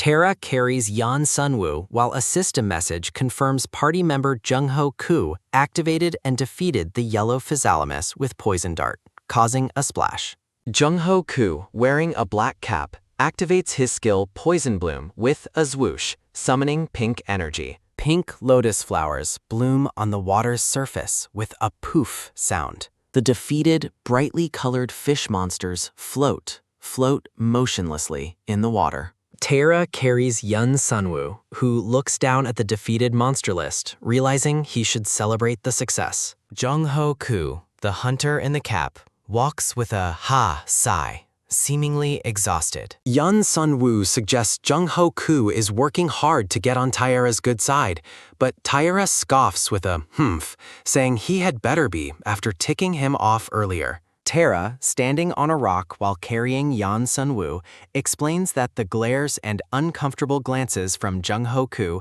irritated him, although he could overlook it. Yeon Sunwoo shouts that Taera shouldn't feel that way in the first place, insisting that Jung-ho Koo must stop staring at him. Yeon Sunwoo takes measured step-step movements, asking Taera if he truly hates being stared at, to which Taera replies, yes, a lot. Taera closes his eyes, saying people don't realize how truly disturbing their stares can be. Yeon Sunwoo looks concerned, thinking about Taera's statement. Taera looks off with a tisk, confirming those lingering stares feel invasive after just a few hours, realizing Taera must feel this way all the time because of the attention he draws. 3 fish monsters float in the bright blue water, and Yeon Sunwoo asks if Taera is being sincere about his feelings. Taera looks down, touching his face, saying he is surprised to see Yeon Sunwoo taking his side for once. Tara turns toward Yeon Sunwoo, saying that even though it was just a few stares, he understands because he has experienced it too. Jung-ho Koo, the hunter in the cap, appears, his hand glowing with pink energy, saying the stares were unpleasant and scary, and Yeon Sunwoo has probably gone through worse. Taera leans close to Yeon Sunwoo, whispering intensely as he drops his head slightly. Yeon Sunwoo looks Taera in the eyes, confirming Taera is right. Taera explains it was worse when he was blind, as too many ignorant bastards assumed he wouldn't feel their intrusive stares. Taera looks off to the side, noting that he can see now using his power, but the painful memories remain. A young man with glowing glasses looks intently at a dark computer screen. Taera sits huddled, looking sad, reflecting that he couldn't see before he awakened to his primary specialty. The young man with glowing glasses is shown again, staring into the dark screen. Taera, wearing a dark red undershirt, smiles knowingly, guessing that is why Jung-ho Koo depreciates himself without much hesitation, repeating the warning not to glare at Yeon Sunwoo. Yeon Sunwoo is held by Tara, who asks about his sad expression, telling him he shouldn't feel responsible for Tara's past. Taera lifts Yeon Sunwoo in a bridal carry again, mentioning that no one messed with him when he was blind, joking that having a famous dad had its perks. Yeon Sunwoo eyes Taera, knowing too well who Taera's father is. Yeon Sunwoo explains Taera's father is a typical calculating entrepreneur as bills float around the large city building. Taera sits alone in a spotlight, and the narration explains his father neglected him even after he awakened to his hunter abilities. The handsome man in the light brown suit smiles down at Taera, and the text explains that Jaehwi Lee eventually took Taera in and raised him into a great hunter. Taera Baek stares intensely at Yeon Sunwoo, asking if he isn't curious who Taera Baek's father is. Yeon Sunwoo replies that he already knows Taera Baek's famous father, but Taera Baek is surprised Yeon Sunwoo knows he's his father. Taera Baek looks shocked and asks why Yeon Sunwoo says he hates him, while Yeon Sunwoo replies, "What?" and asks where that is coming from. Yeon Sunwoo shouts back, glad Taera Baek knows he despises him, throwing his hand out dramatically. Taera Baek looks angry and asks if Yeon Sunwoo is serious since he doesn't even like talking to him. Yun Sun-woo clears his throat and thinks Tyra Bake is looking out for him in his own way. Tyra Bake turns away with a humph, leaving Yun Sun-woo standing alone. Yun Sun-woo smiles softly, thinking Tyra Bake acts like a child. The four party members step forward across a path surrounded by glowing blue crystals and water. Yun Sun-woo shouts at Tyra Bake, asking why he stopped. A powerful wall of water and crystals crashes down from above with a swoosh. The water flows away with a splish, revealing a submerged chamber. Chora Khan holds a green air mask, which a system window identifies as an item crafted by Dongmei Yam that allows one to breathe underwater for 35 minutes, and asks, "What's this?" Yun Sun-woo looks down at the water, asking if they are going to dive into that water. Tyra Bake, wearing the green mask, tells Yun Sun-woo obviously they are and commands him to put his mask on, while Chora Khan and the hunter in the cap also wear masks. Yun Sun-woo stares at the mask in his hand, thinking he knows Mr. Yum is an A-rank craftsman, but is still unsure. Yun Sun-woo gulps nervously, questioning if the mask is really going to work down there. Tyra Bake, also wearing the mask, sighs and tells Yun Sun-woo they don't have time as the mask's timer is running out. The hunky man clutched Yun Sun-woo with a clutch, who gasps in surprise and demands to be let go. A hand shoves the green mask onto Yun Sun-woo's face. Tyra Bake, wearing the mask, angrily tells Yun Sun-woo to shut up and follow because he only earns experience when near his party, while Yun Sun-woo flails in the hunky man's grip. Yun Sun-woo shouts that he is scared of water and cannot swim, shaking his head. Tyra Bake points forward, telling Yun Sun-woo they don't have a choice and must swim to the next stage. The hunky man carries Yun Sun-woo, who shouts, "This is insane," before his eyes shut. A vibrant blue and white pattern of swirling water fills the image, suggesting they have entered the water. Bright blue sunlight streams down through the water into the dark depths. The hunky man carries Yun Sun-woo underwater, asking if it's not so bad, to which Yun Sun-woo agrees, "Huh? Yeah." Yun Sun-woo looks around as the hunky man swims and thinks it feels much more comfortable than expected, and he can hear the hunky man clearly. Yun Sun-woo looks around, covering his mouth, asking if everyone is here. The hunter in the dark suit swims down, wearing a full bodysuit, saying they have to go deeper and he will lead so the others should keep up. The four members swim downward in the blue water, following the hunter in the dark suit. The hunky man, Yun Sun-woo, and Tyra Bake look around in the water with their masks on, as a hunky man says, Yun Sun-woo points at the dark, menacing figures, asking if those are mermaids, and the hunky man replies with a growl. Yep. Yun Sun-woo asks why they look so terrifying, and Tyra Bake, in chibi form, replies they are textbook half-fish, half-human mermaids. Yun Sun-woo stares nervously, thinking they look so, as the hunky man shouts, "Here they come." A dark mermaid monster attacks with a sharp weapon and a loud crew. System notifications stack up, confirming Chora Khan activated straight slash, Dongmei Yum activated flying knives, and Jung-ho Koo activated the support skill Empoison. The hunter in the dark suit is seen struggling underwater, his back to a mermaid soldier holding a weapon. A massive slosh sound is heard, indicating the impact of the attack underwater. 3 system notifications stack up, showing Chora Khan activated Gravity Slash, Dark Rain, and Sword Gale. Chora Khan attacks a mermaid soldier, kicking off of its back to strike another target.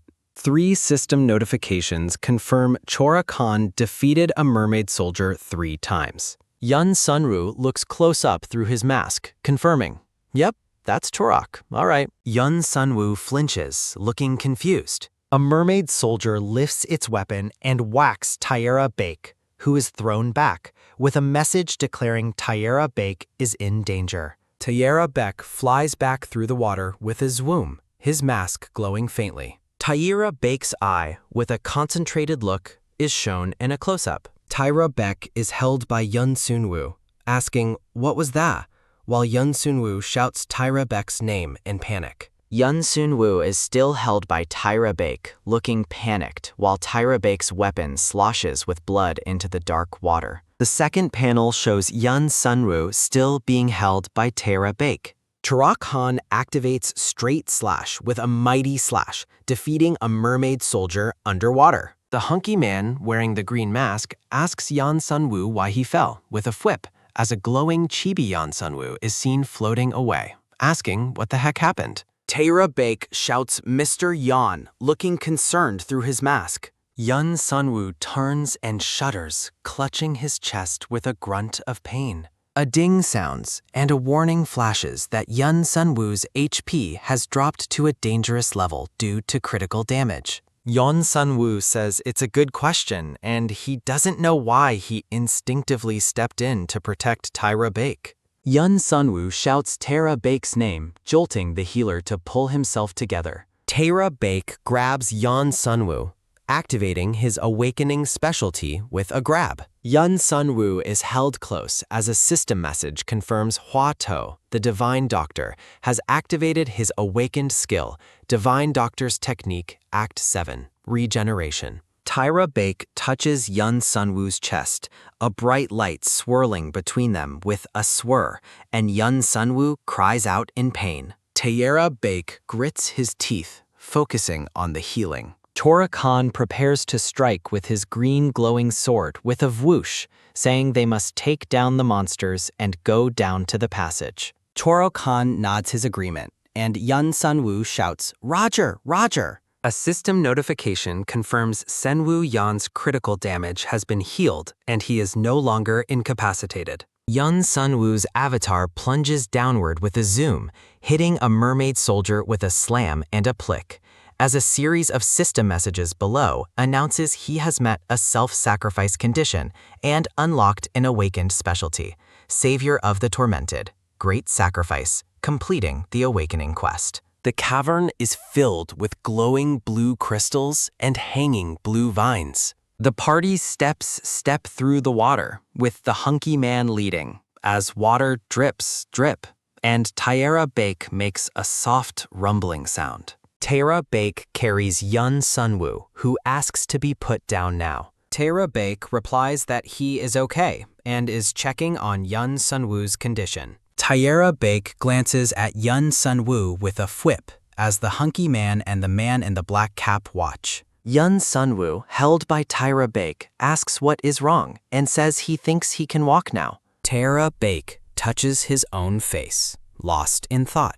Tyra Baek turns to Yun Sunwoo, who nods, confirming something between them. The hunky man turns and says they should pick by the pace as Tyra Baek and Yun Sunwoo follow. The man in the black cap glances to the side, looking intense. The hunky man takes step movements, and the man in the black suit dashes behind him. Yun Sunwoo looks concerned, asking Tyra Baek why he used his awakening skill. Tyra Baek runs his hand through his hair, telling Yun Sunwoo he knows exactly what he is talking about. Yun Sunwoo stands confused as Tyra Baek leans close, his expression serious. Yun Sunwoo explains his body moved on its own because he knew he didn't stand a chance, but the monster was too fast, and he lunged forward before he could think. Tyra Baek looks down, apologizing for making Yun Sunwoo worry. Yun Sunwoo looks at the ground, saying he meant it when he said he doesn't hate Tyra Baek,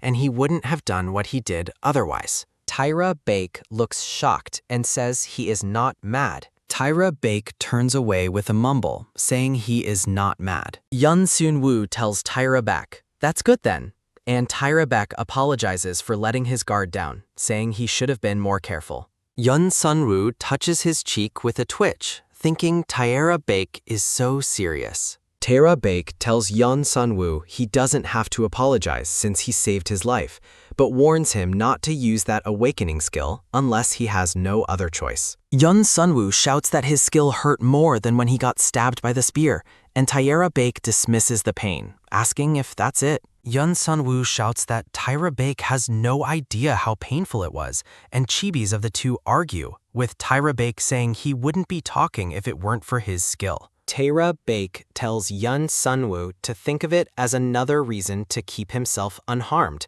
making Yun Sunwoo frustrated. Taera Baek looks over his shoulder, a slight blush on his neck, saying, "Enough talk, we're falling behind." Yun Sunwoo looks up at the man in the dark suit, shouting, "Don't get any wrong ideas." The man in the dark suit smirks with a pff, asking if Yun Sunwoo is getting defensive, then agrees. Fine, whatever you say. Yun Sunwoo shouts, "Don't push me." Then the two rush forward into the cavern. The glowing blue crystals hang from the cave ceiling. The hunky man and Taera Baek stand over a console, saying they think they are almost there, and Taera Baek confirms the boss will come out any minute now. Yun Sunwoo thinks this must be the boss level and looks at the floor, thinking, also. A system window displays Sunwoo Yun's stats. Level 59, Specialty Rank B, Primary Specialty Support, Secondary Mentalist, Awakened Specialty Savior of the Tormented, with high magic defense and status effect resistance. Yun Sunwoo thinks he has unlocked his awakened specialty, meaning what he saw in that moment wasn't a dream. Yun Sunwoo looks off to the side, thinking, but what's this? The system displays the awakened skill Great Sacrifice, requiring self-sacrifice to defeat any enemy, making the man in the black jacket wonder if he must die for it to work. Yun Sunwoo, looking frustrated, decides with a quick swipe sounding to hide the skill information so Jaehwi cannot see it. Yun Sunwoo laughs nervously as he shakes, telling Taera, who asked if something was wrong, that it's nothing, thinking no one has to know about this now, with a swift zwip sound. The boots of an approaching person halt with a loud halt sound near the entrance of the watery dungeon. The system notification announces that the Mermaid Princess, a B-rank boss, has appeared in the column structure adorned with red coral. The muscular hunter grasps a sword and takes a step forward while looking at Yun Sunwoo, Taera, and two other hunters. The Mermaid Princess, pale and beautiful, with blue markings on her body, and wearing a white flowing gown, poses on the balcony. Yun Sunwoo smiles and begins to comment that this is the mermaid he knows from the game. The Mermaid Princess transforms into a monstrous form, screaming a powerful kra sound, as a text box notes the coral reef dance commences with her arrival, shocking a small chibi character below. The monstrous mermaid screams a kra sound as she arrives, with a text box confirming the dance commences in the coral reef upon her arrival, and a small chibi figure screams ah below.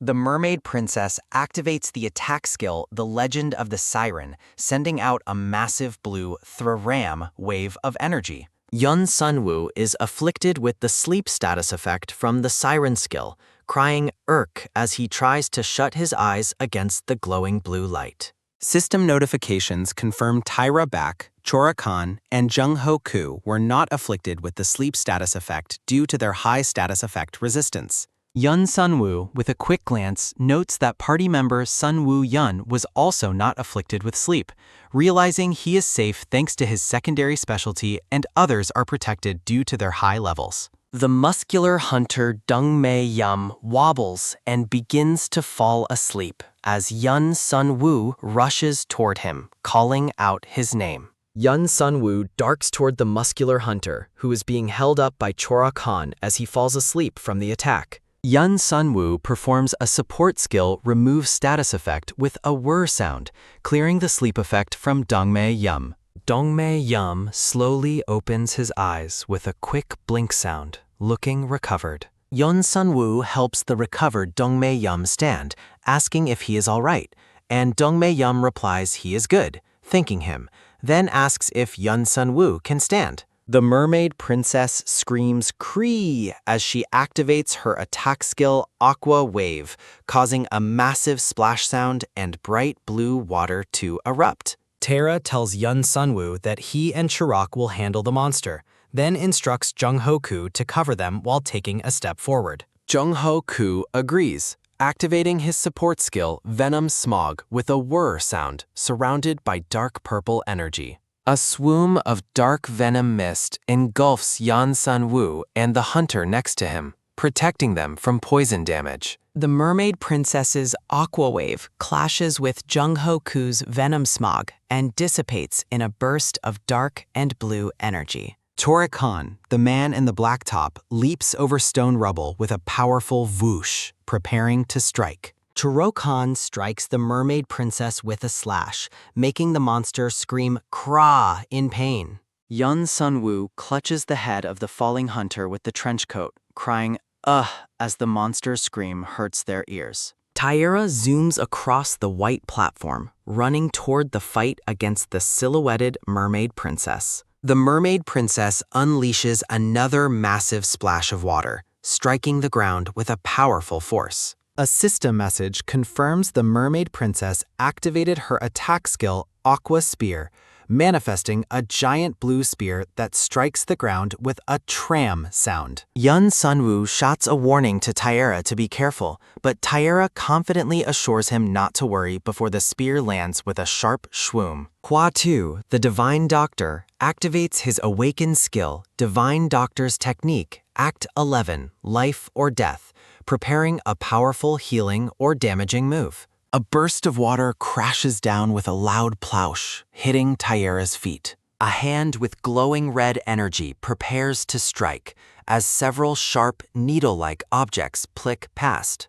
Hua To makes a life or death decision based on the effect of his skill, swiping his hand and commanding the target to die. The Divine Doctor, Hua Tuo, looks intensely focused as he points his finger down, surrounded by white glowing light. The silhouette of a monster is struck by a burst of energy, shattering into shards of light and black shadow. The battlefield is now empty, showing only the ruined throne of ice and a puddle of blue liquid where the mermaid princess once stood, while the man in the black suit looks on. Two distinct ding sounds confirm hunter Sunwoo Yun has leveled up, repeating the notification. Yun Sun-woo stares in surprise at the level-up notifications floating before him. Taira descends the stairs with a step, telling Yun Sun-woo he told him not to worry, chuckling softly. Yun Sun-woo chuckles happily, relieved after the confrontation.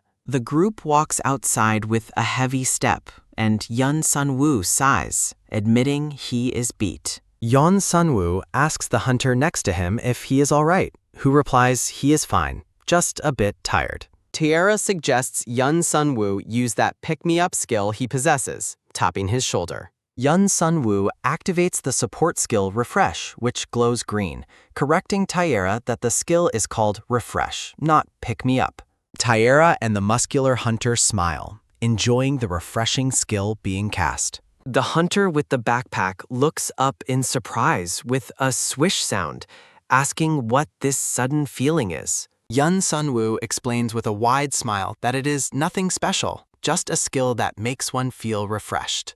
The hunter with the backpack beams with excitement, asking if Yun Sun-woo has a crafting skill so they can make consumables with that effect. The man in the red sweater confirms something is absent, while the boy in the backpack makes a jump, and the man in the trench coat wishes for a hidden crafting skill. The man in the black shirt dismisses the idea of finding a useful item as being like a needle in a haystack, yet the man in the brown hoodie insists the effect would be useful. Talking on his phone, the man in the red sweater greets Jaehwi casually. Joining the group walking across the field, the man in the red sweater asks what is happening. The man in the brown hoodie approaches, startling the man in the trench coat, who nervously replies, "Yes?" The man in the trench coat agrees to the request, secretly planning to find out the other man's relationship with the original Sunwoo Yun. Worry washes over the trench coat wearer as a third man in a black t-shirt steps near, potentially exposing the imposter. The man in the trench coat assures the silent, skeptical man in the black t-shirt that everything is okay. The two men walk away across the dirt field, while the muscular man in the black t-shirt stays behind. The man in the brown hoodie suddenly leans in and grabs the trenchcoat man, demanding to know why he pretends not to recognize him, which the trenchcoat man denies. He presses the trenchcoat man intensely about suddenly closing the clinic and asks if it was because of him. The distressed man grabs the jacket and desperately pleads for help, calling the trenchcoat man the only one who can, while the recipient asks what is needed. The man in the black cap stares down intently, his expression tight with frustration and worry. The man in the trench coat gulps, realizing the intense glare directed at him screams anything but calm and reason.